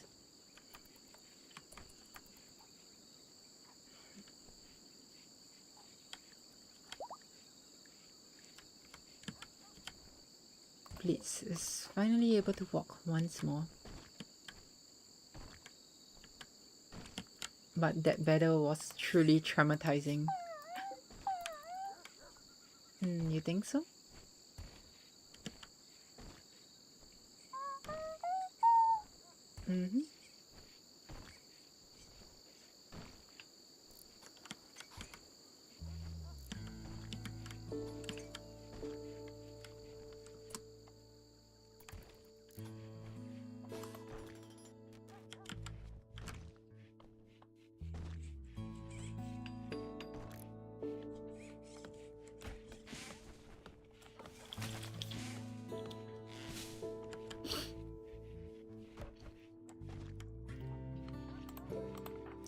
Seems like Blitz is back to health once more. And he's chatting about beautiful people and hatchets, yeah? And so is Goda. Goda is back.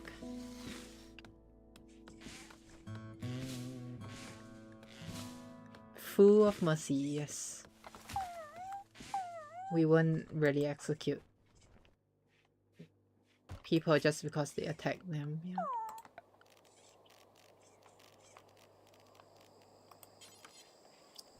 Which reminds me, we need a hospital somewhere.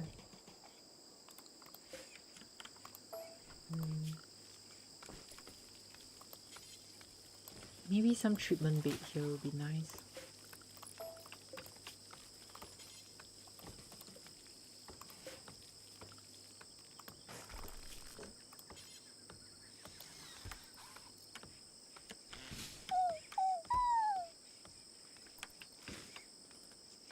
Blitz is back to working as usual.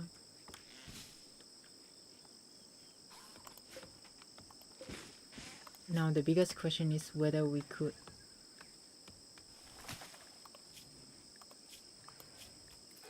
recruit Goda after all. I highly doubt so though. Doesn't seem like there's an option to recruit Goda. Ah, you have to tame Goda, that makes sense.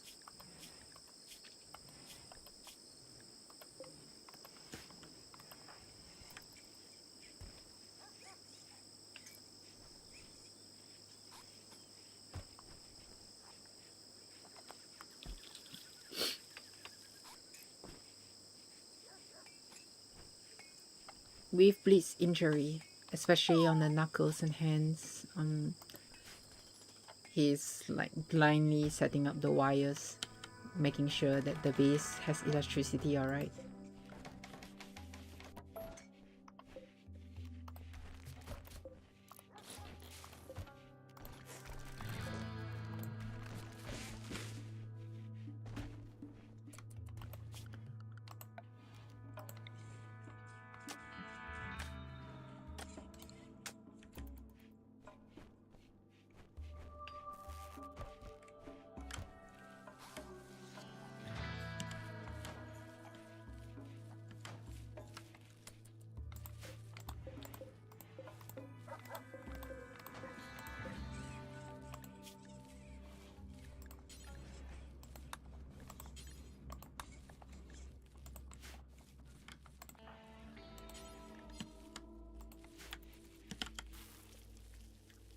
It's about time. The rice has grown enough and Panano has begun harvesting more rice.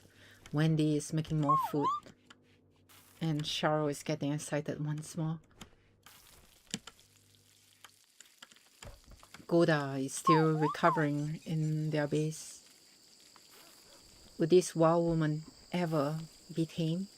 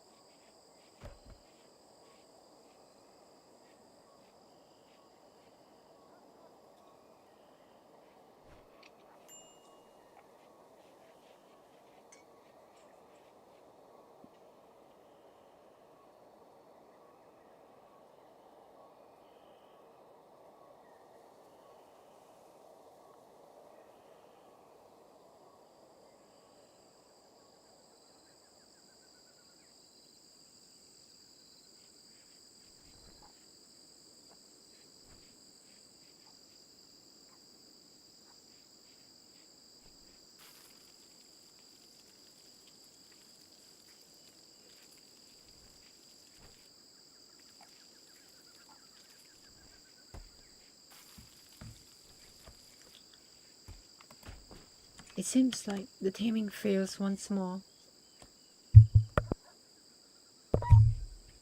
Most likely just to get Goda, one has to really tame well. It'll be a long while before we actually get Goda back. At the same time, let's see. We ran out of storage, so maybe perhaps we could do something instead. We could add another stockpile zone here.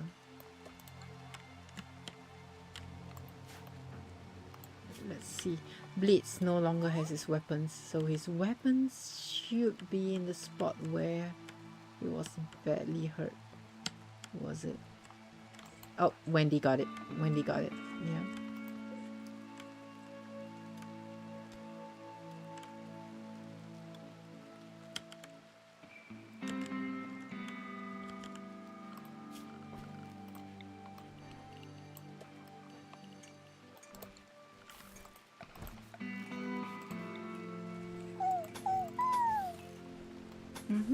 That's right, Sharo.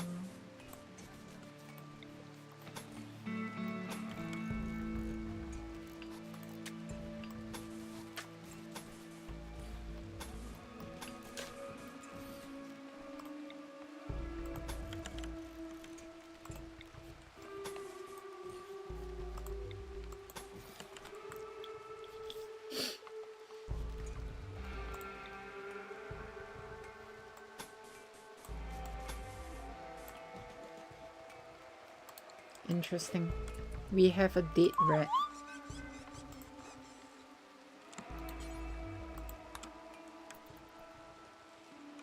It must be the cobra in the area that hunted the dead rat. Blitz decide to equip the rifle once more.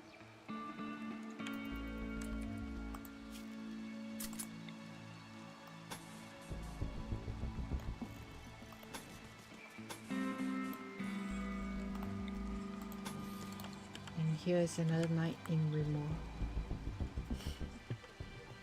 No mercy for kittens. Unfortunately, that is one really big kitten you're talking about.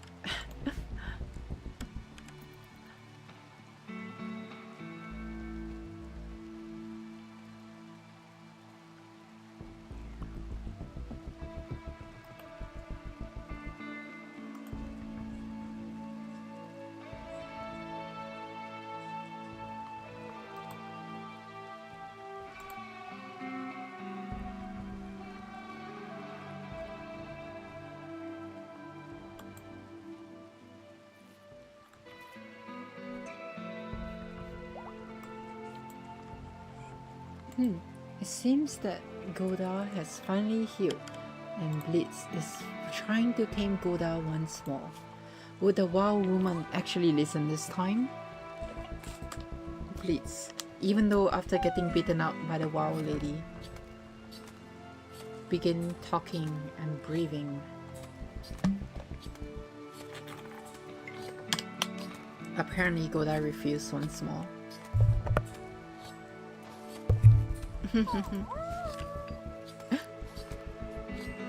Perhaps so.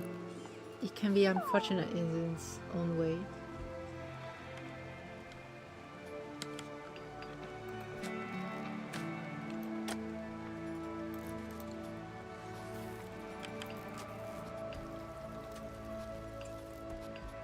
It seems that after much cooking, Wendy has improved her cooking skill. Till 1, she's an utter beginner now. It's amazing. You understand that, Cheryl?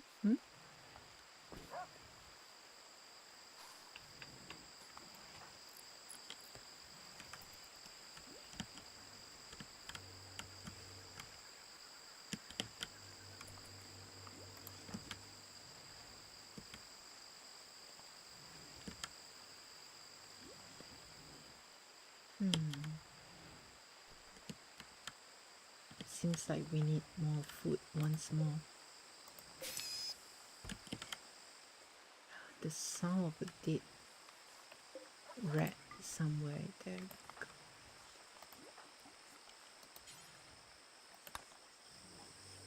Apparently the cobra is eating the rat.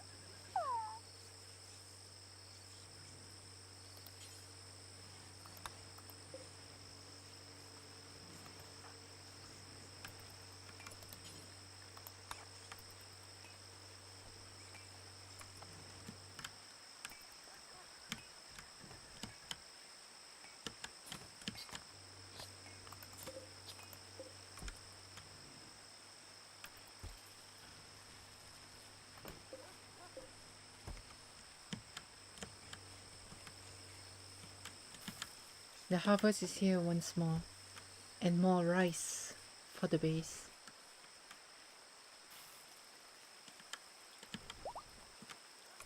It seems that Blitz has fully healed up as well, and is now digging through to get more steel.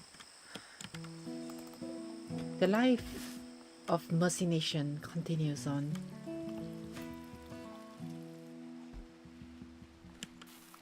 Even Zelda was interested in Goda.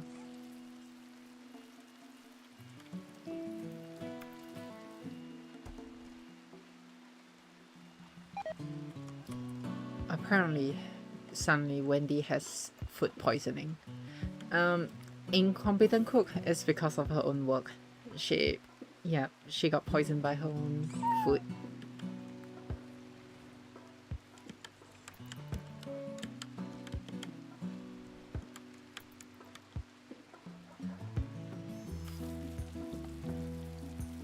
Yet she continues trying her best. That's right, she's trying her best to improve her cooking skill to make sure she could feed the Mercy Nation once more. At the same time, Blitz is trying to talk Goda again, teaching Goda about sports.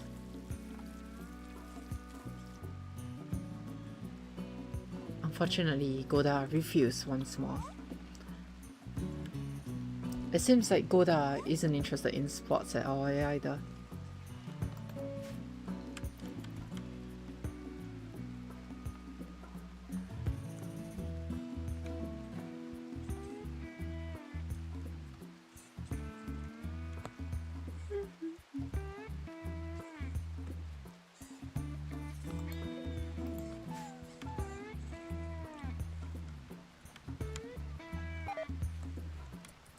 apparently Blitz has food poisoning as well.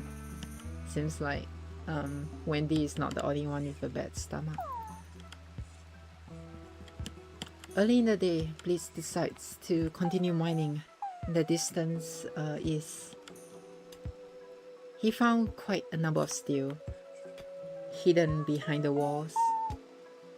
Exactly. Hmm?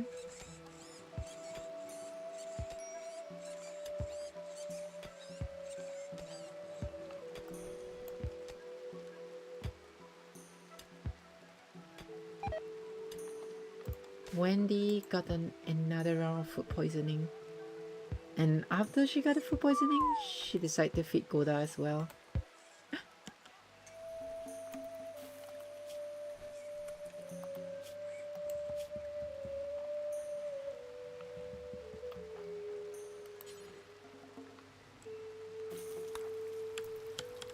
We'll see Blitz attend once more. Stats wise, well, Blitz always have an 11% chance of succeeding.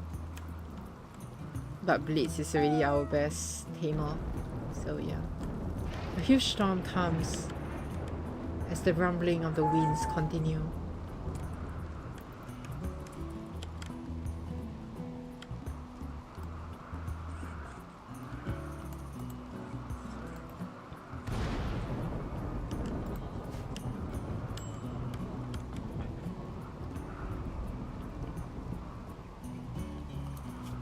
Wendy's really stressed out right now.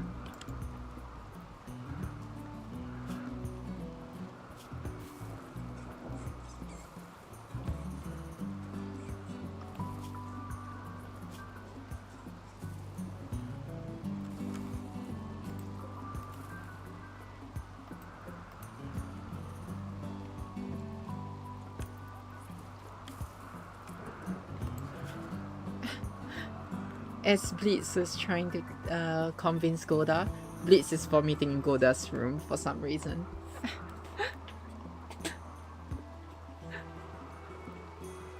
And failing to convince Goda once more, Blitz left the room filled with vomit.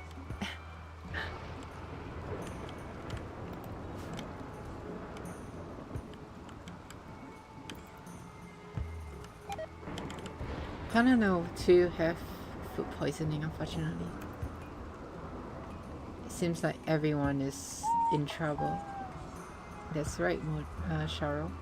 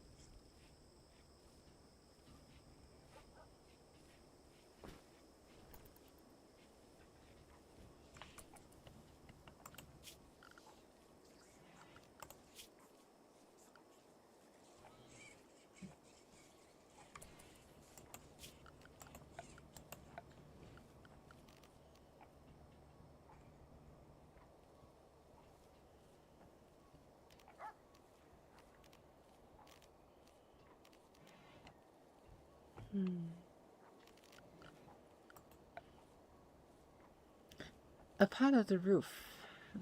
Where is that roof?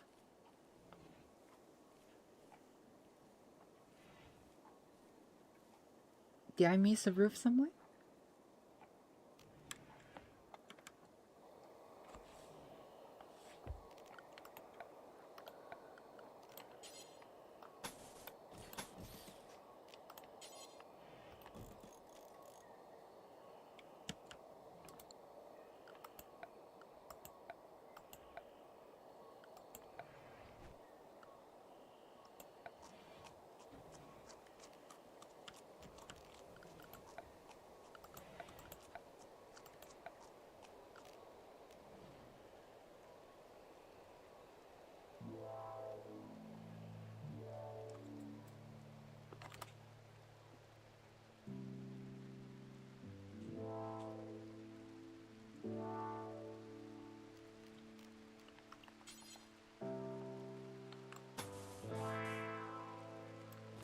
it's almost time.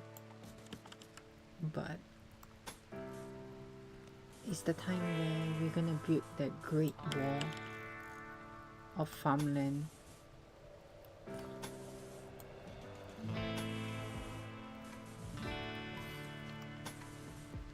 Just to explain how this works is that this huge wall would prevent what you call it, animals from like wandering in, as well as creating a whole plot for us to like grow our plants peacefully without getting hurt. Yeah,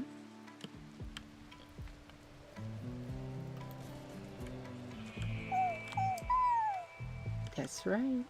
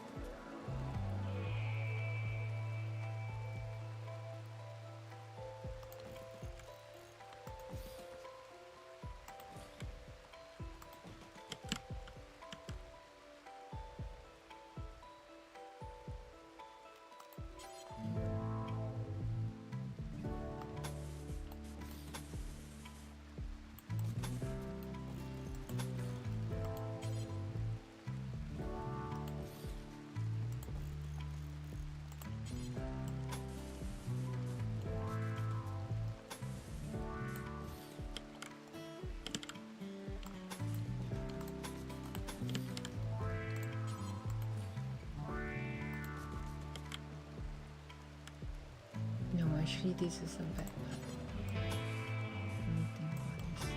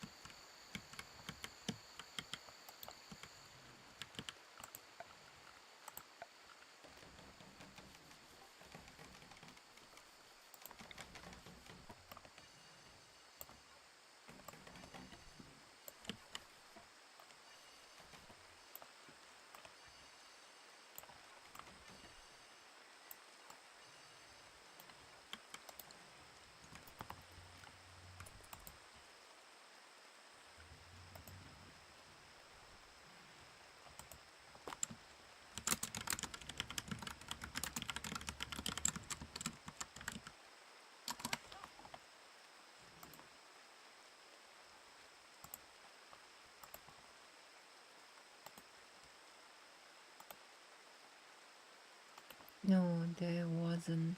Saying that the rain is perfect to see if there's any missing parts. Ah, makes sense, makes sense. Yeah, usually I look at the indicator here. So if it says outdoors, it means like it's not roof. And indoors means that it's roof. Then sometimes they will have like indoors but unroof or something. That's how I know like if a room is roof or not. Yeah. But yes, the rain is actually a good indicator as well. I feel bad for Goda because Goda's room is filled with vomit.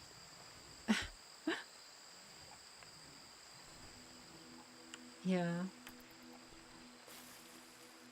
Hanano is vomiting too. Wendy's food must be really horrible.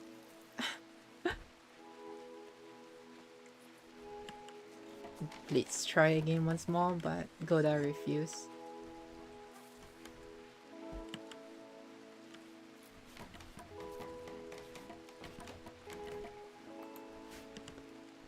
I wonder why we cannot add that water.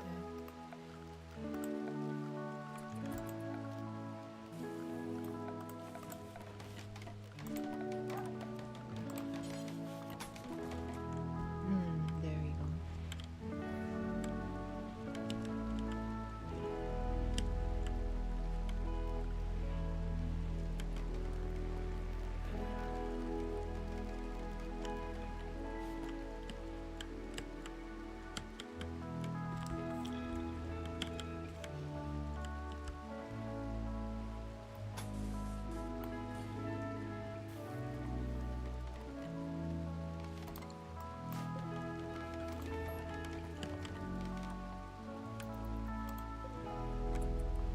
Seems like a tree is blocking our wind turbine, unfortunately.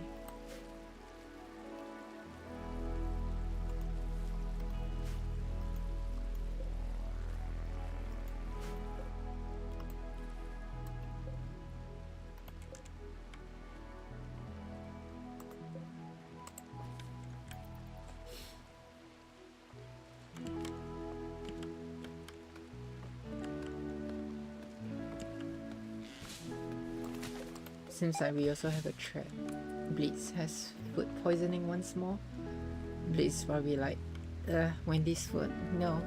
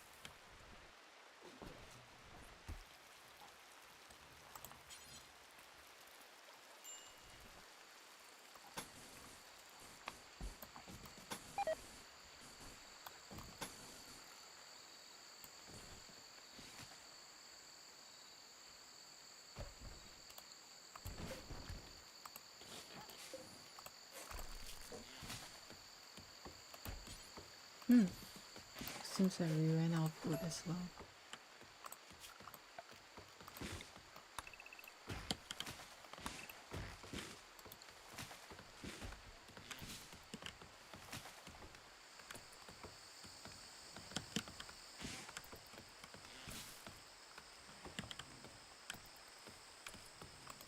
Another thing we probably need is actually what do you call it? Refrigeration to keep the food last long actually.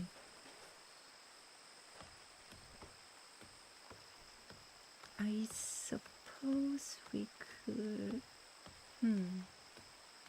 Combo ways. Oh, there, there's passive cooler here. And then... where's the refrigeration? I think it's air conditioning. Oh, but we already have air conditioning. Wait. Okay. It's just me. We actually have air conditioning, but I didn't realize it. So, you know what? Let's do that then.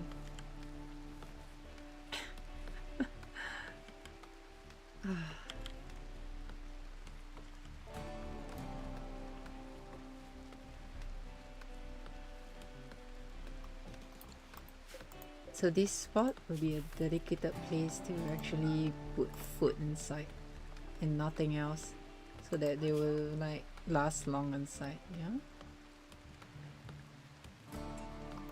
And then we'll remove this one to not have any food.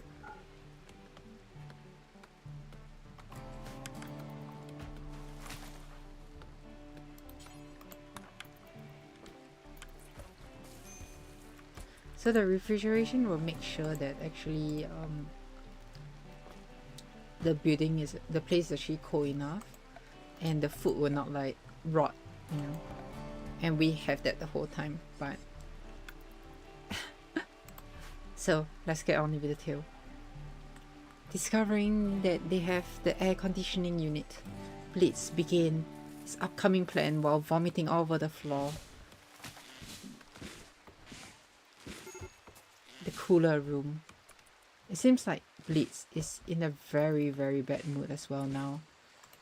This is terrible. He is very hungry, alright?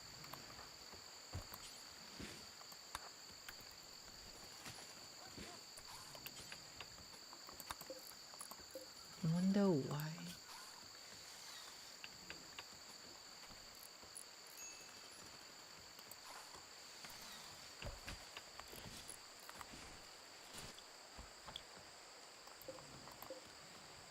With that, the cooler is finally fixed and the food can now be cooled.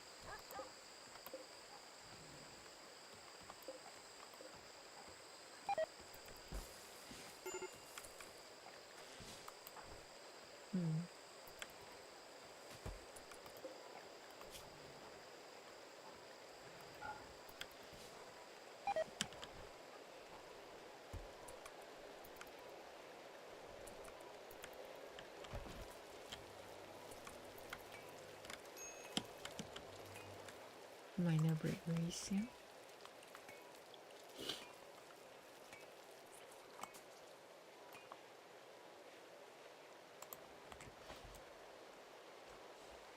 And yet another day passed. Peaceful as always, the machination continues.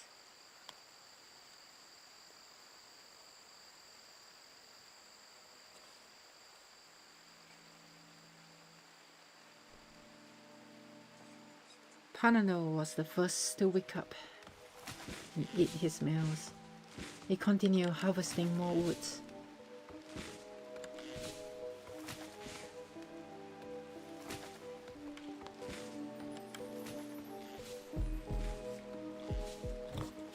Blitz continued trying to tame Goda and oops, I almost thought that Goda is gonna attack.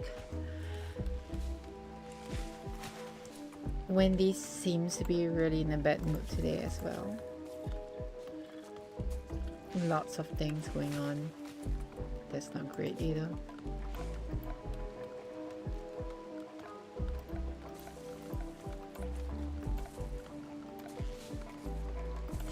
Perhaps it's time to upgrade the facilities in the area. For example, what if there's a chess table? Could do that. Change this to color.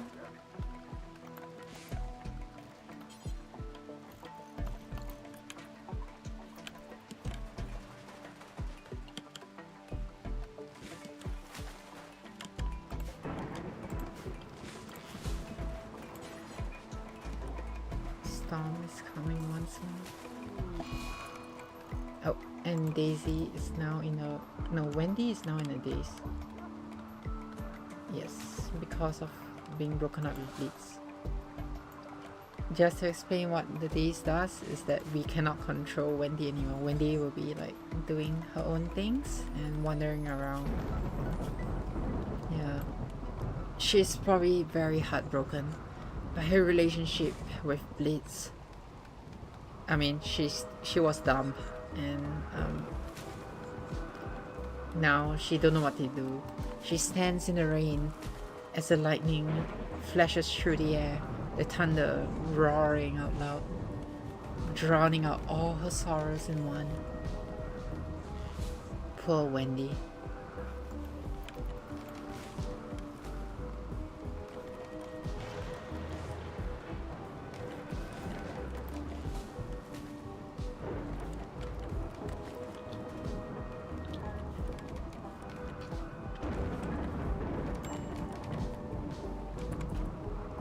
It seems that Panano and Blitz also encounter heat stroke, and Goda has gotten berserk. This is really a bad situation.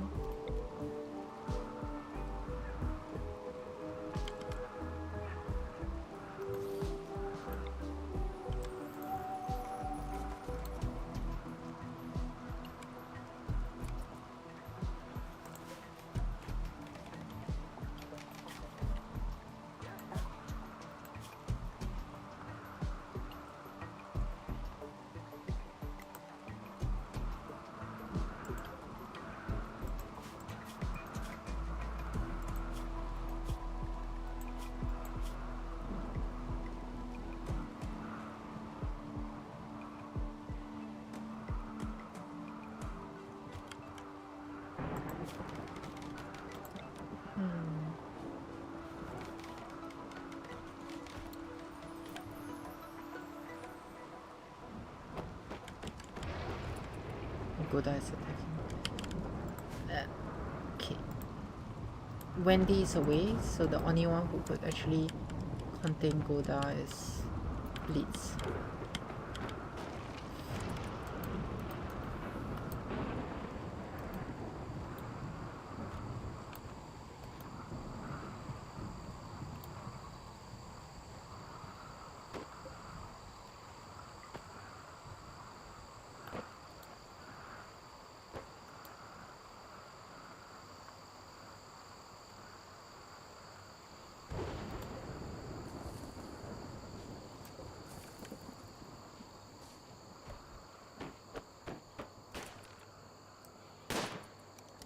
There we go.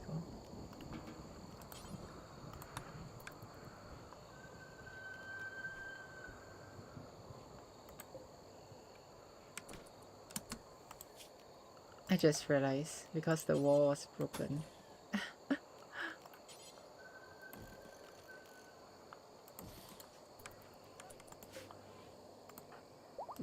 We need Panano to treat Goda as well.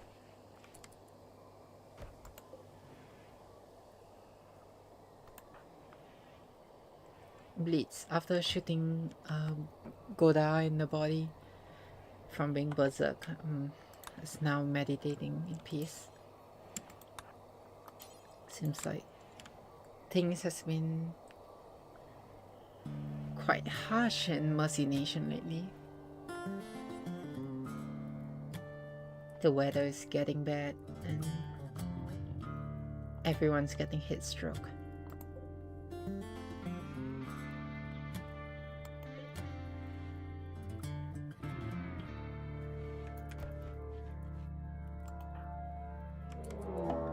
Oh, this is a bad time.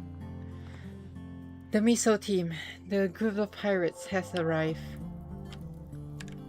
A fire is in the distance as well.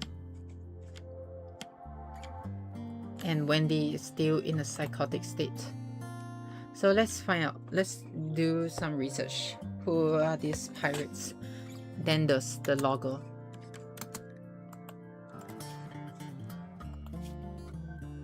Just to elaborate again, the Missile team are a bunch of pirates who focus more on brute strength, blood, and honor.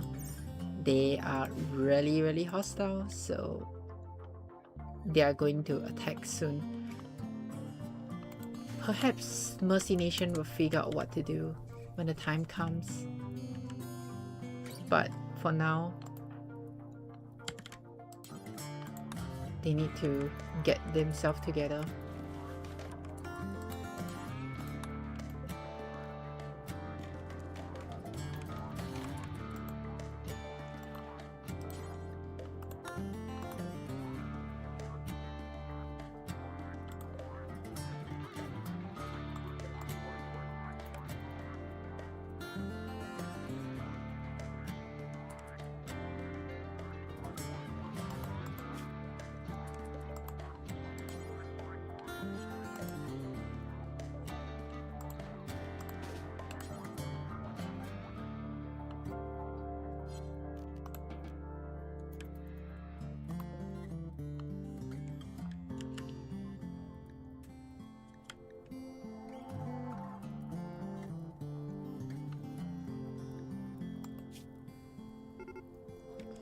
It seems like the pirates have begun attacking. Wendy is still wandering around in a psychotic state. So it's up to Blitz and Panano to do something about this.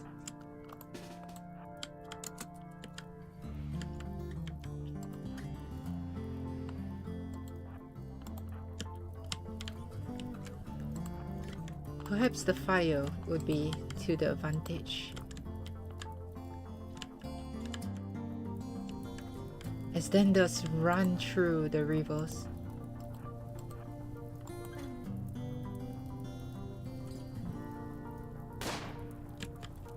Seems like the battle has begun.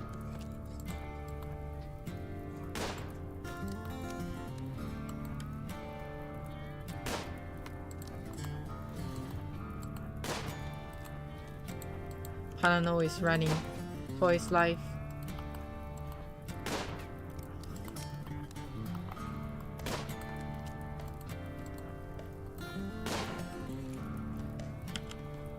He skillfully evades Denders, but Blitz continue missing his aim.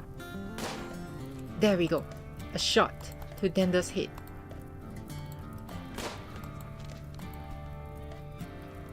Come on, Panano. You can do it. Another shot, and Denders has slowed down by an imaginable number. Oh no. It seems that Denders has caught up with Blitz.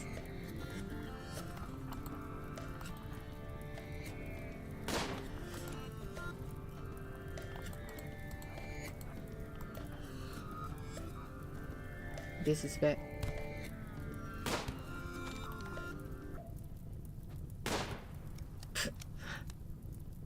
They're trying to corner Denders now.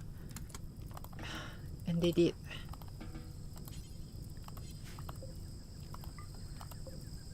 It seems like the battle against the Missile team has been successful. But both Panano and Blitz got injured. Panano lost his second toe and is bleeding really bad. Okay, enable self-tanning. Meanwhile, Blitz has a bruise on his left hand. Yes, indeed.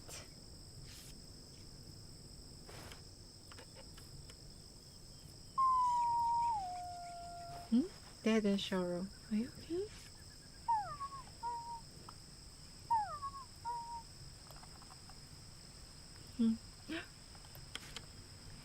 But yes, that was the battle against the Missile team.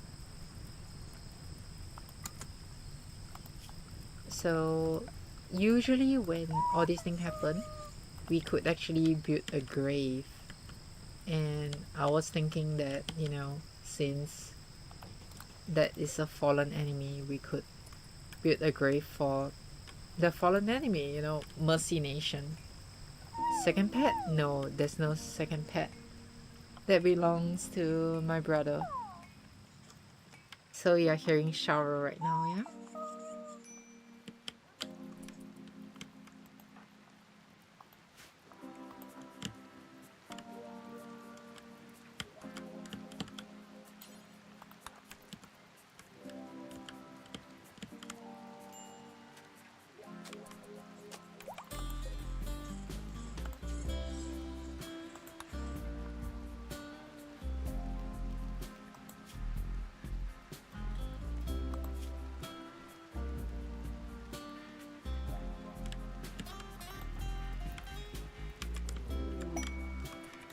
Oh, seems like we actually have a slaver from the Garuban area.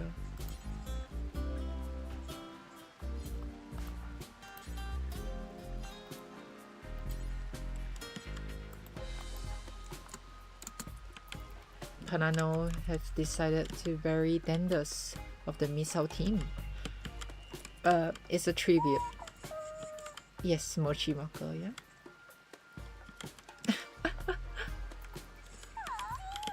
At least the pirate also has his own grave. Rest in peace, Dendos Lagos. At the same time, the slaver of the Garuban beer people are coming. And a group of travelers from the Southern the Bonbun, whatever you call it, from the South are passing by as well. It seems like Mercy Nation became one of the most interesting place for people to visit at the time of age. Wendy is still wandering around in her psychotic state. So it seems like it's up to Panano to talk to our slave traders. Go shock, slave trader.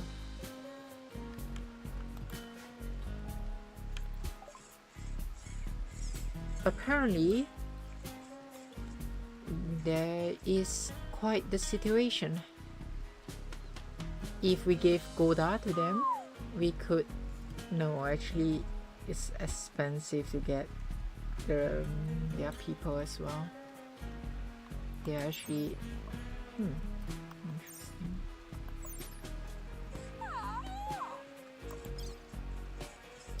Shooting and construction. What's this one? Shooting, medical, cooking.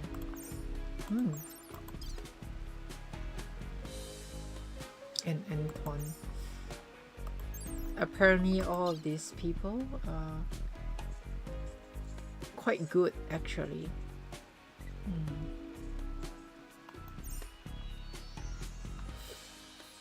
But I doubt we have the money. Yeah, we don't have the money to actually get them. Even if I... No, maybe I could. 801k6. I could at least get one of them if I sell all my components.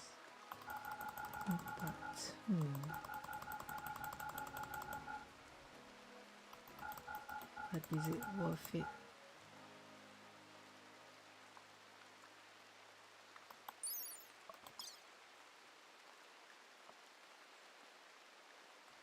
Shooting.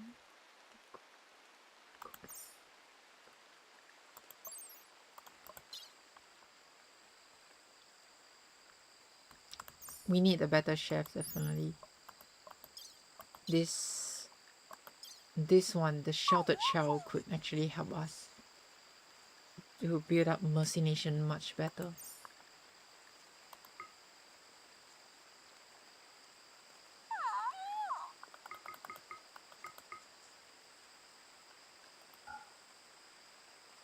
That's it.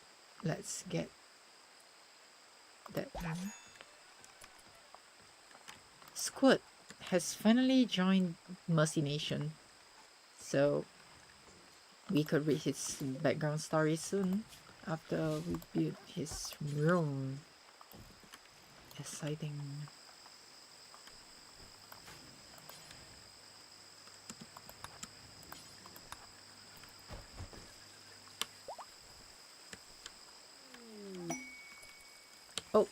And apparently, a cobra has self-tamed itself to be part of the Mercy Nation.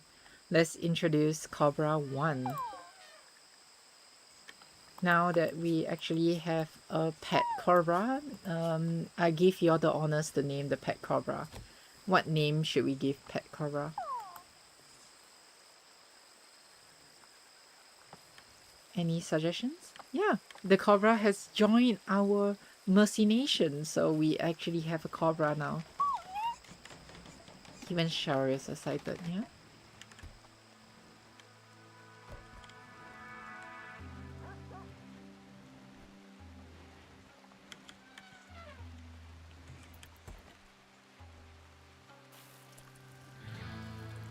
Panoply. Very well. The Cobra Mercy Nation is now Panoply.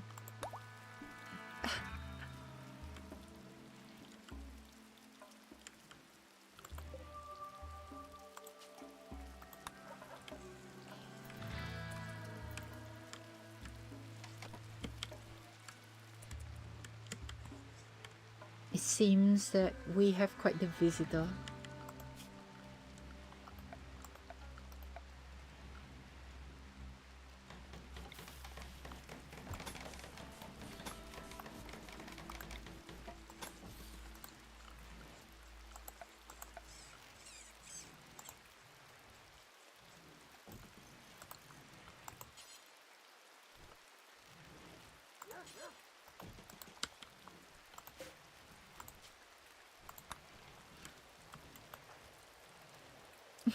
Cute name for something that kill you.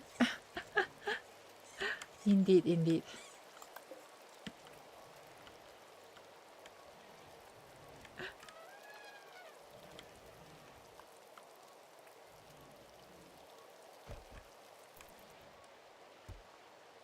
Taming failed once more, and Goda refused the invitation.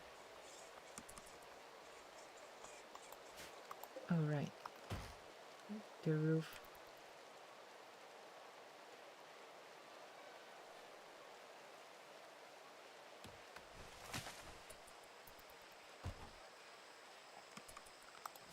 I think it might be because I turned off the roof area. Ah, yes, I did. That's why they... Okay, that makes sense now.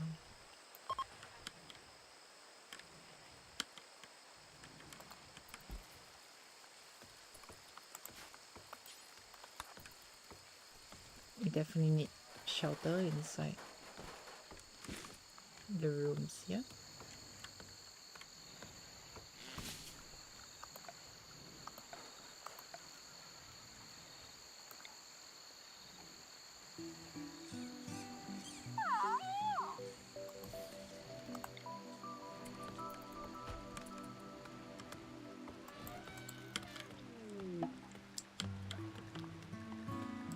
It seems like we have a visitor as well. A farmer. Oh, wait, no, not a farmer. A framer from the Garubambia people. His name, Ogra Bossos. Quite interesting. I wonder what he wants. Seems like Wendy is ready to talk to people as well, so we'll see.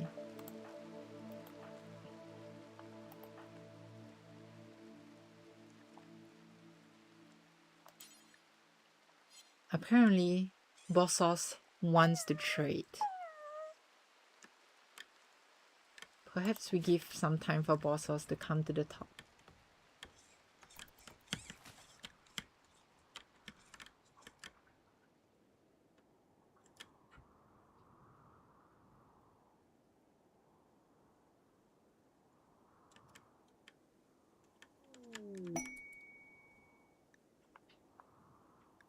The exotic goods trader from the Southern tribe is coming as well.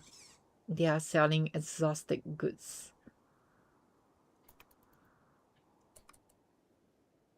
Interesting. The town trader, Spike, is apparently the daughter of Connolly's Blitz. It's long-lost Blitz's daughter, after all.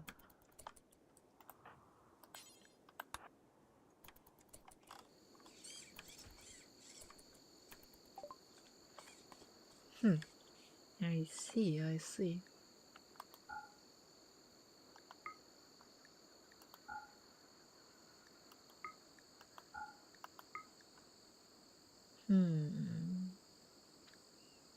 We could sell them some bowl. Yes, we could give them some bowl, give them these pants, and give them that wooden club, yeah? After trading with Bozos, the next question is, what about the exotic good trader? It seems like Mercination in the month April-May has become quite the trading nation indeed.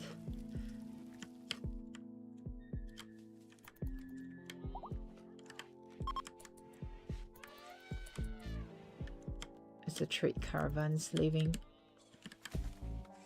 another arrives.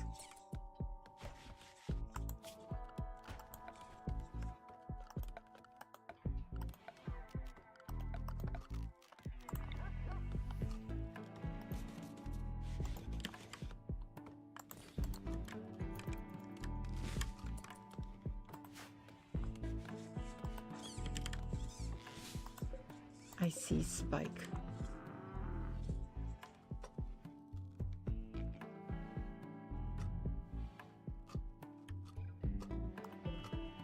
So let's read up about Spike. Joe Spike Lindsay, a town trader of the Southern tribe. Apparently, her father is Blitz, so the daughter actually came to visit. Quite interesting. Blitz is curious, wanting to see who are the people who would travel all the way here with his daughter.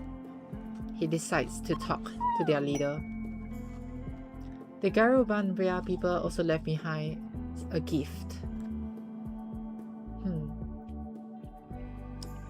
It seems that seems like Spike is actually trying to sell some pigs to them. Interesting. Quite a lot of items, but unfortunately the Mercy Nation doesn't have enough gold.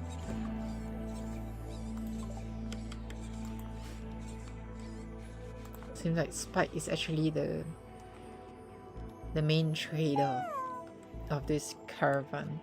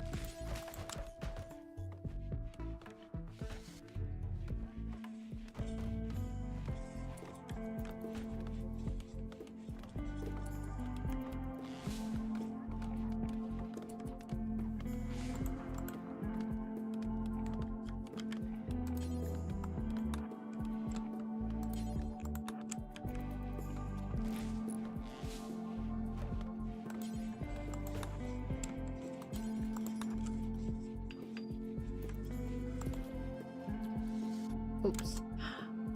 Oh no.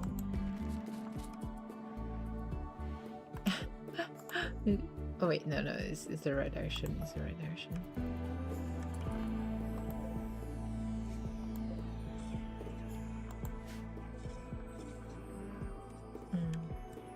Okay, that's good, that's good. At least the indoors are cool.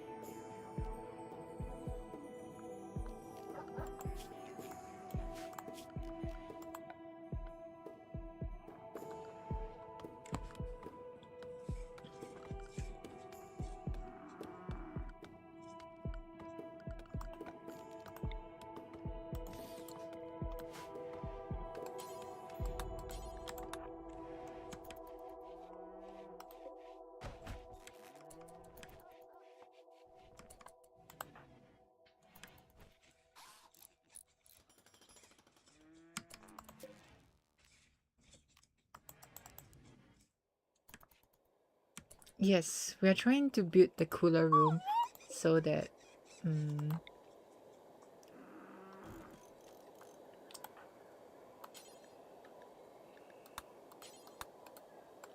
so that the food don't rot. Exactly.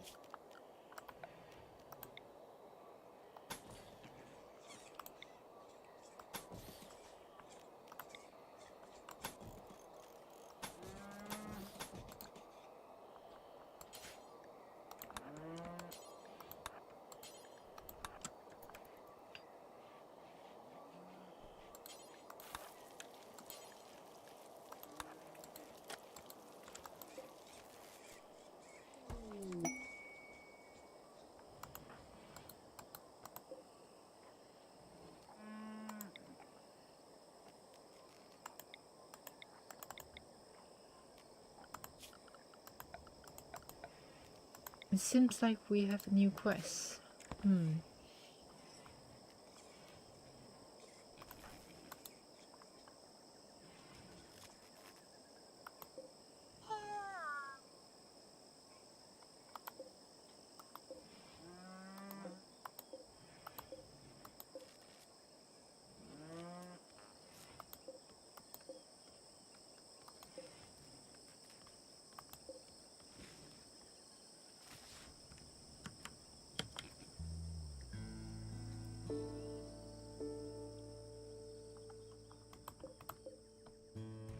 Blocked by leak tree.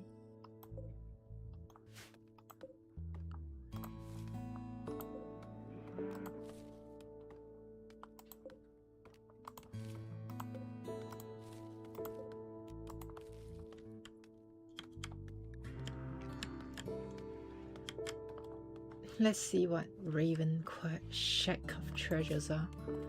Raven, the chief of the Garubambia people, has informed us a collection of valuable items worth $975 not far from them consists of the skill trainer, cooking, and the notes on auto dolls.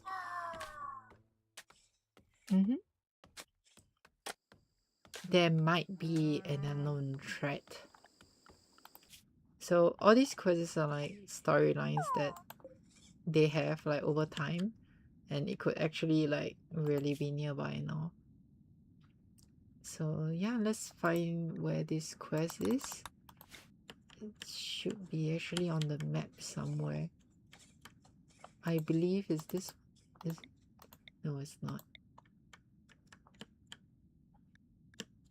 No, where is it on the quest?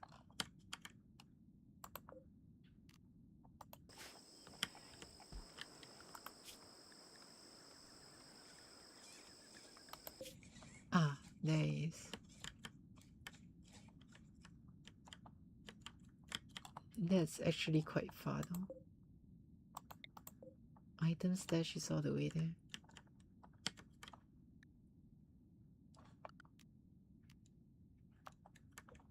And then we are like all the way here. Yeah. Oh, we finally got the quest, yeah? So this is the one that Laura was wondering about. Like the end game quest. So ship to the stars. How it works is like when you bought this ship to the stars, then you'll actually leave Rimworld. So that's like the end. Yeah. But for us to actually get this quest, we need to find a way to get the ship. I think that's the key thing, yeah? It's hidden somewhere on the planet.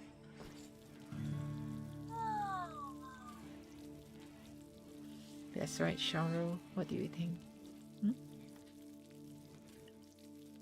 This friendly AI from the past. Charlon Whitestone. Yes, exactly, Mel. So when you clear this quest and you go passage off-world, then that's the end of Rimworld, yeah?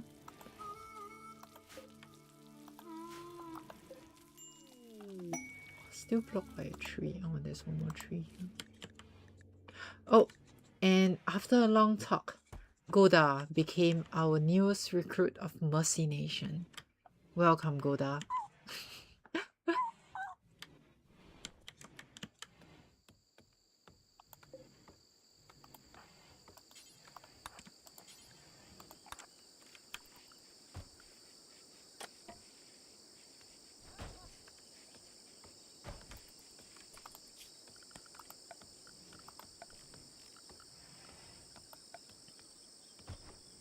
On the 1st of August, 5 settlers in Mercy Nation.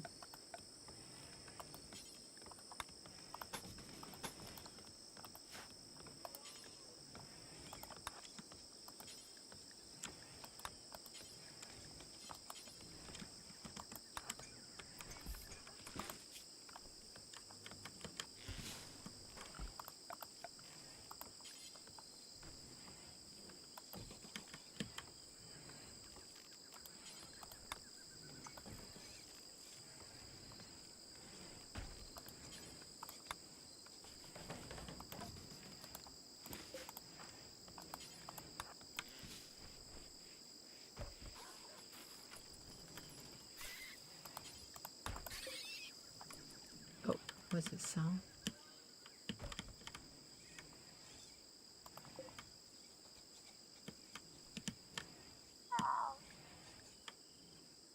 Blitz sees Goda sharply and bark a command, and Goda accepted. Very interesting.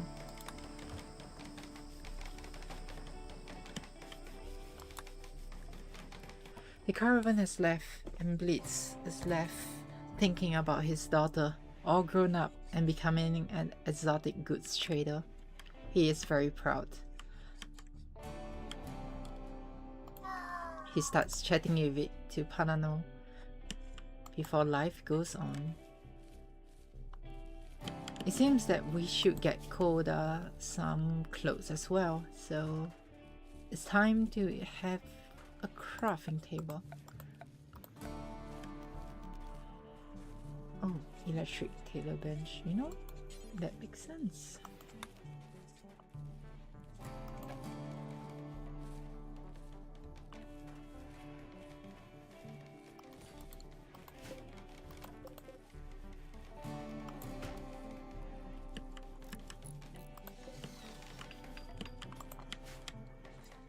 Seems that we have run out of wood as well.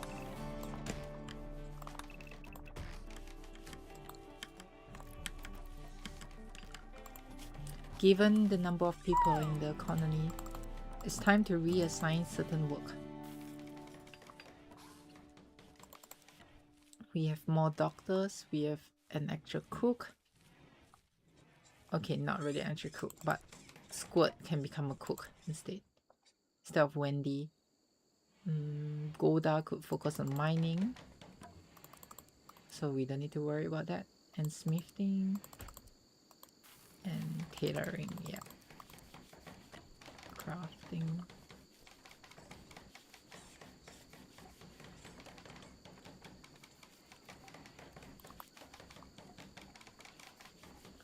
Now we also have Squirt can do research as well, yeah. So a lot of the things will be even up. Construction, we could also let Goda do some of it, and yeah.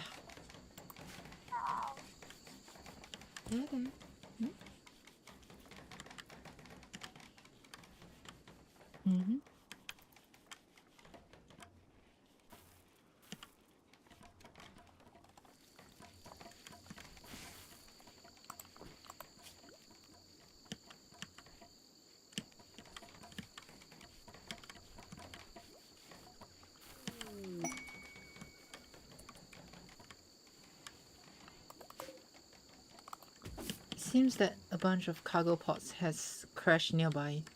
Perhaps we'll find something interesting. A bunch of potatoes indeed. Potatoes have landed in our area.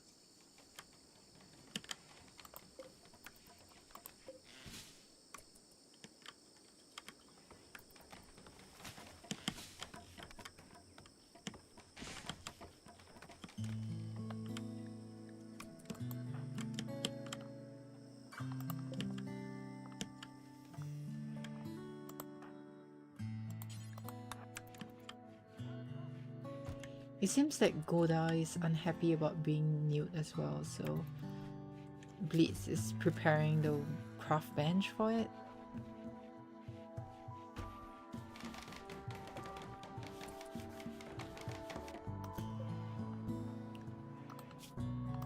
Can't let's see. So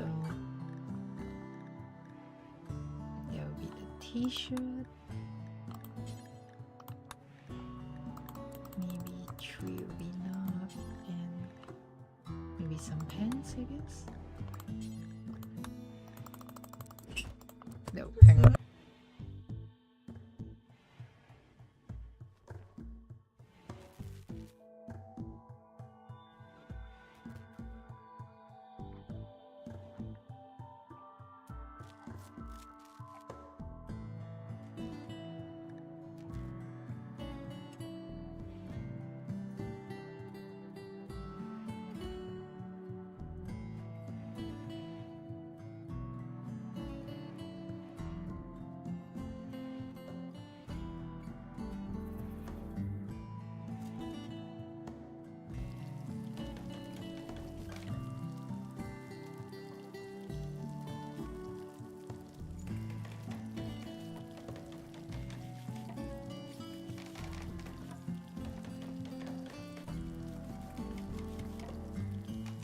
Sorry, I was talking like in real life, so I had to mute.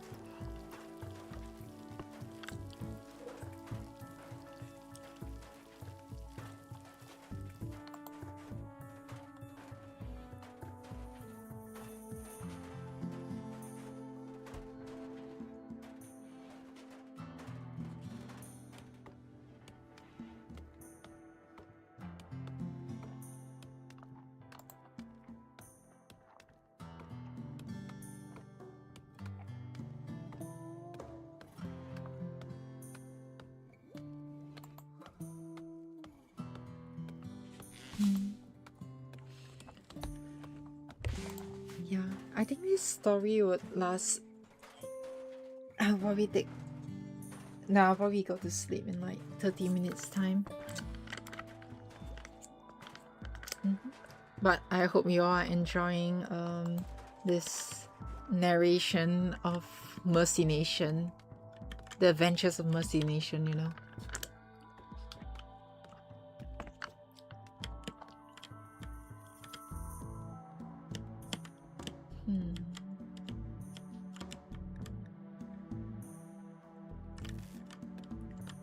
Once another night has passed, Squid continues to work on the research about this battery. Working really hard. It seems like Goda is stressed as well lately. Wonder who does the crafts in this area. We probably need Wendy to actually make some shirts, yeah?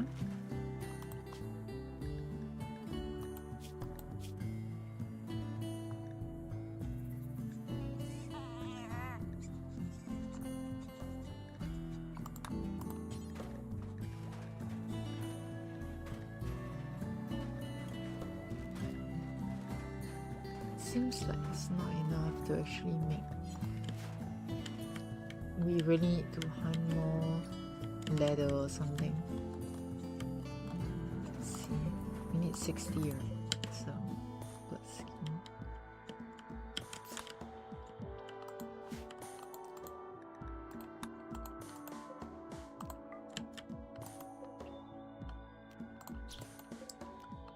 I guess the only way is to really hunt for the alpacas.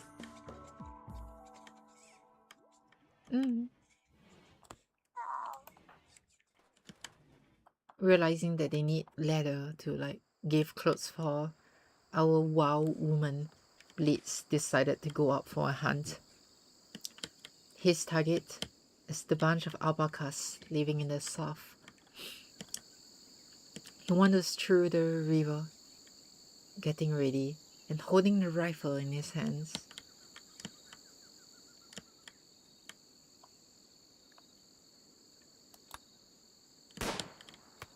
He soon found his target, his prey running for their lives. Why, you like it, Cheryl?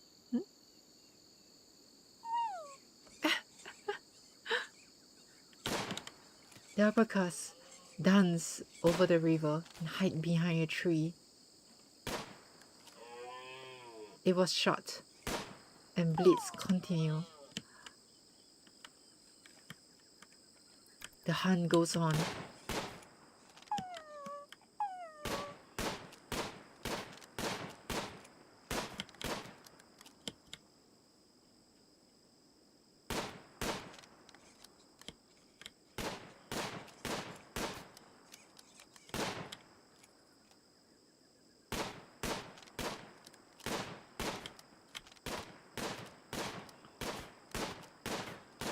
It seems like he's having trouble with his hunt.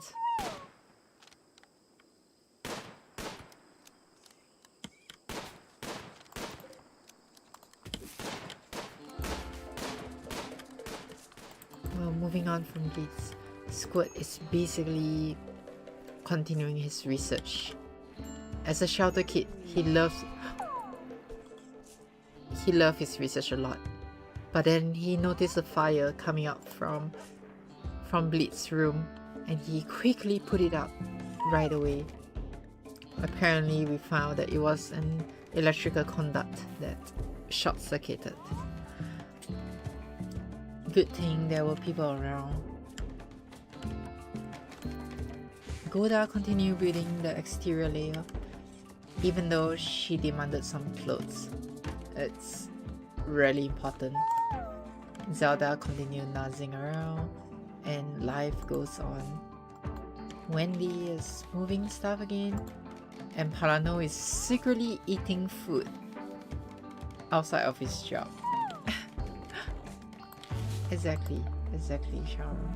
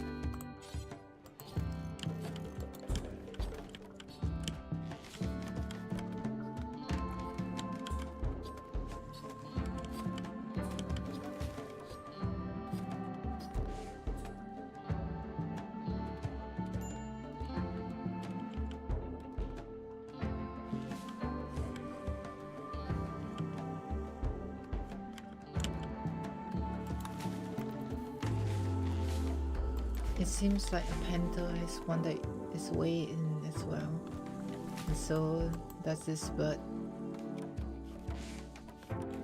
This is dangerous.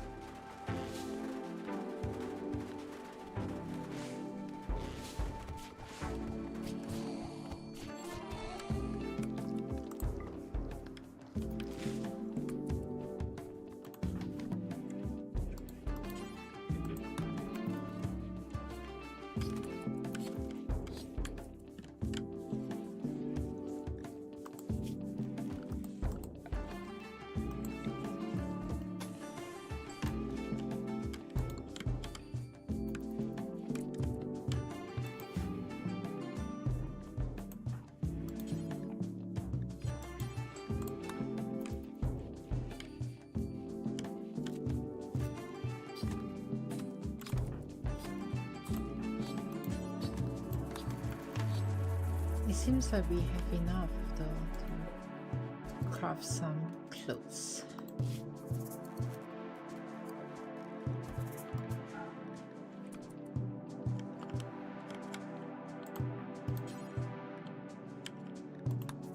But only a shirt, unfortunately.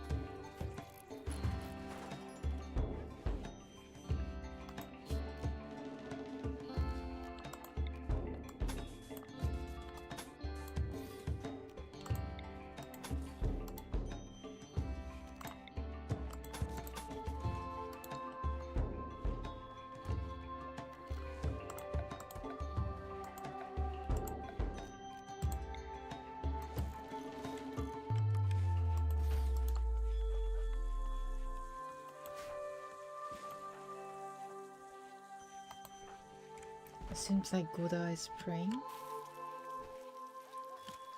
And yeah.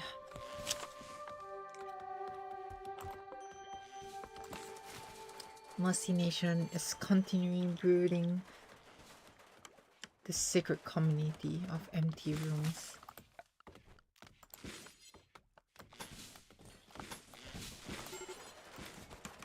Seems like Goda is under a really major risk.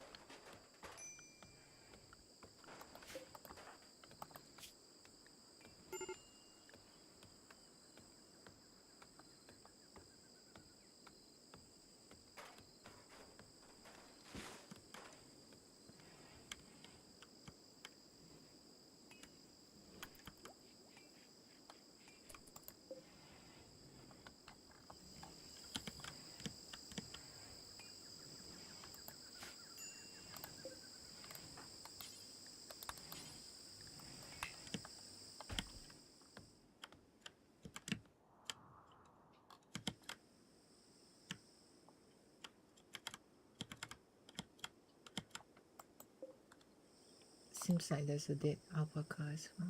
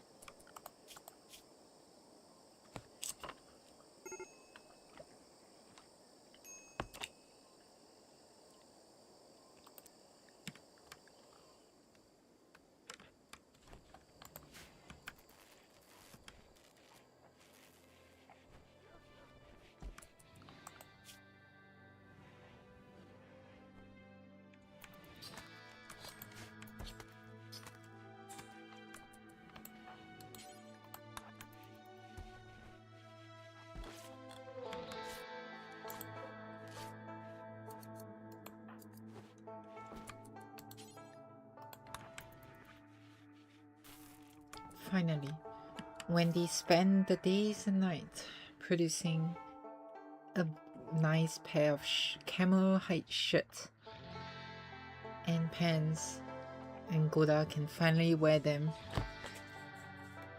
No longer is Goda unhappy about the lack of clothes.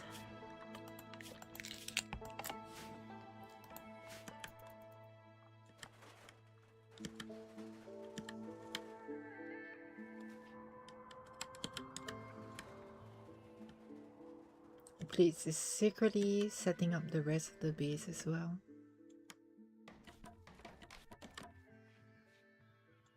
Soon the garden will be complete.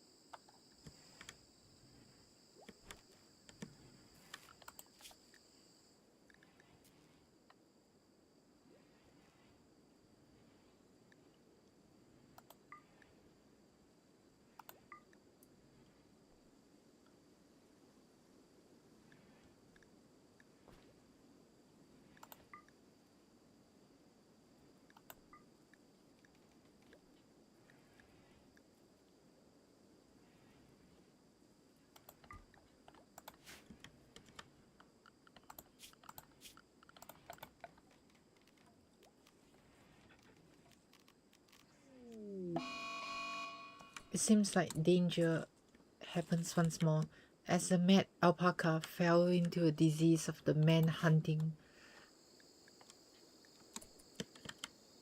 Yes. Alerted by this danger, our gang of Mercy Nation have decided to arm themselves up to prepare for the mad alpaca attack.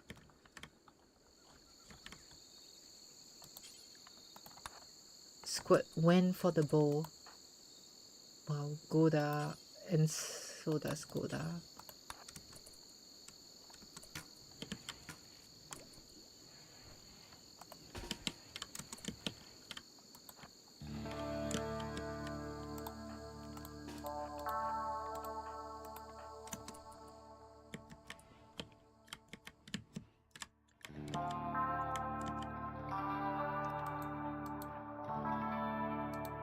The group is now prepared for their attack.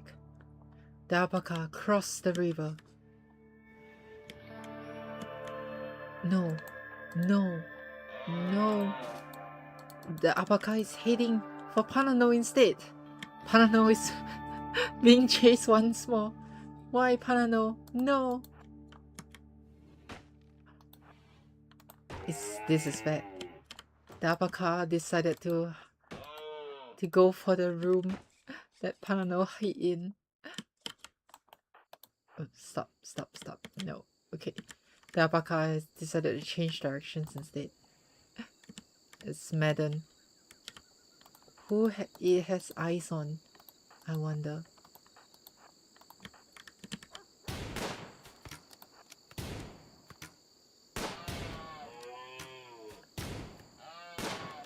The group fired from the river, and finally they stopped the alpaca in time.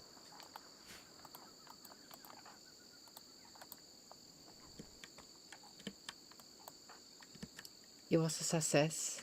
How many days has passed? That's a very good question. 23 days indeed, in game time. It's almost a month now, and Mercy Nation has found its place in Rimworld.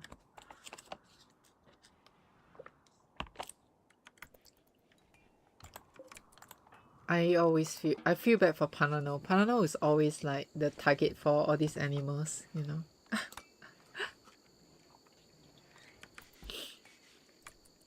But such is the life of a ranger.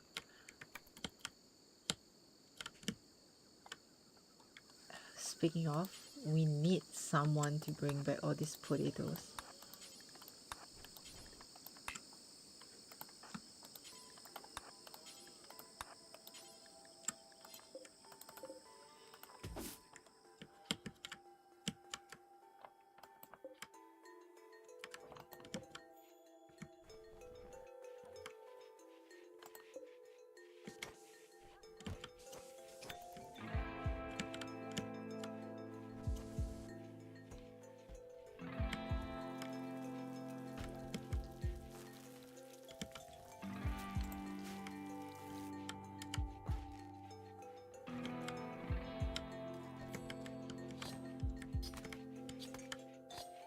It seems like Zelda has gotten better at attacking.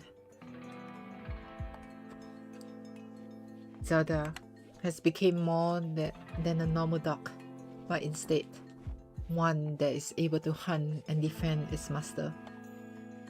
Meanwhile, Penelope is just wandering around the rooms.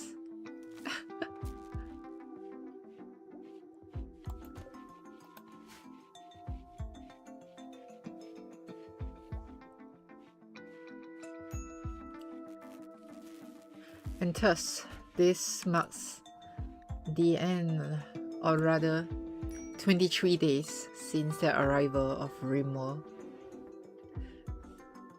Let us call it the end for one session, and yes, thank you for watching. I hope you all enjoy. Oh, I see. So we have been... Oh, okay, we have been online for like, I think 3 hours now, I think. So I guess we are 3 hours, and equivalent is like in-game 23 days. I mean, there was some time skip and there was like some slowdown, but yeah.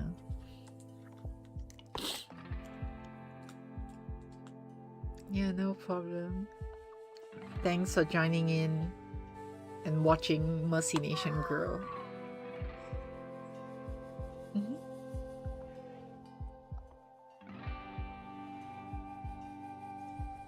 Okay. Let me save.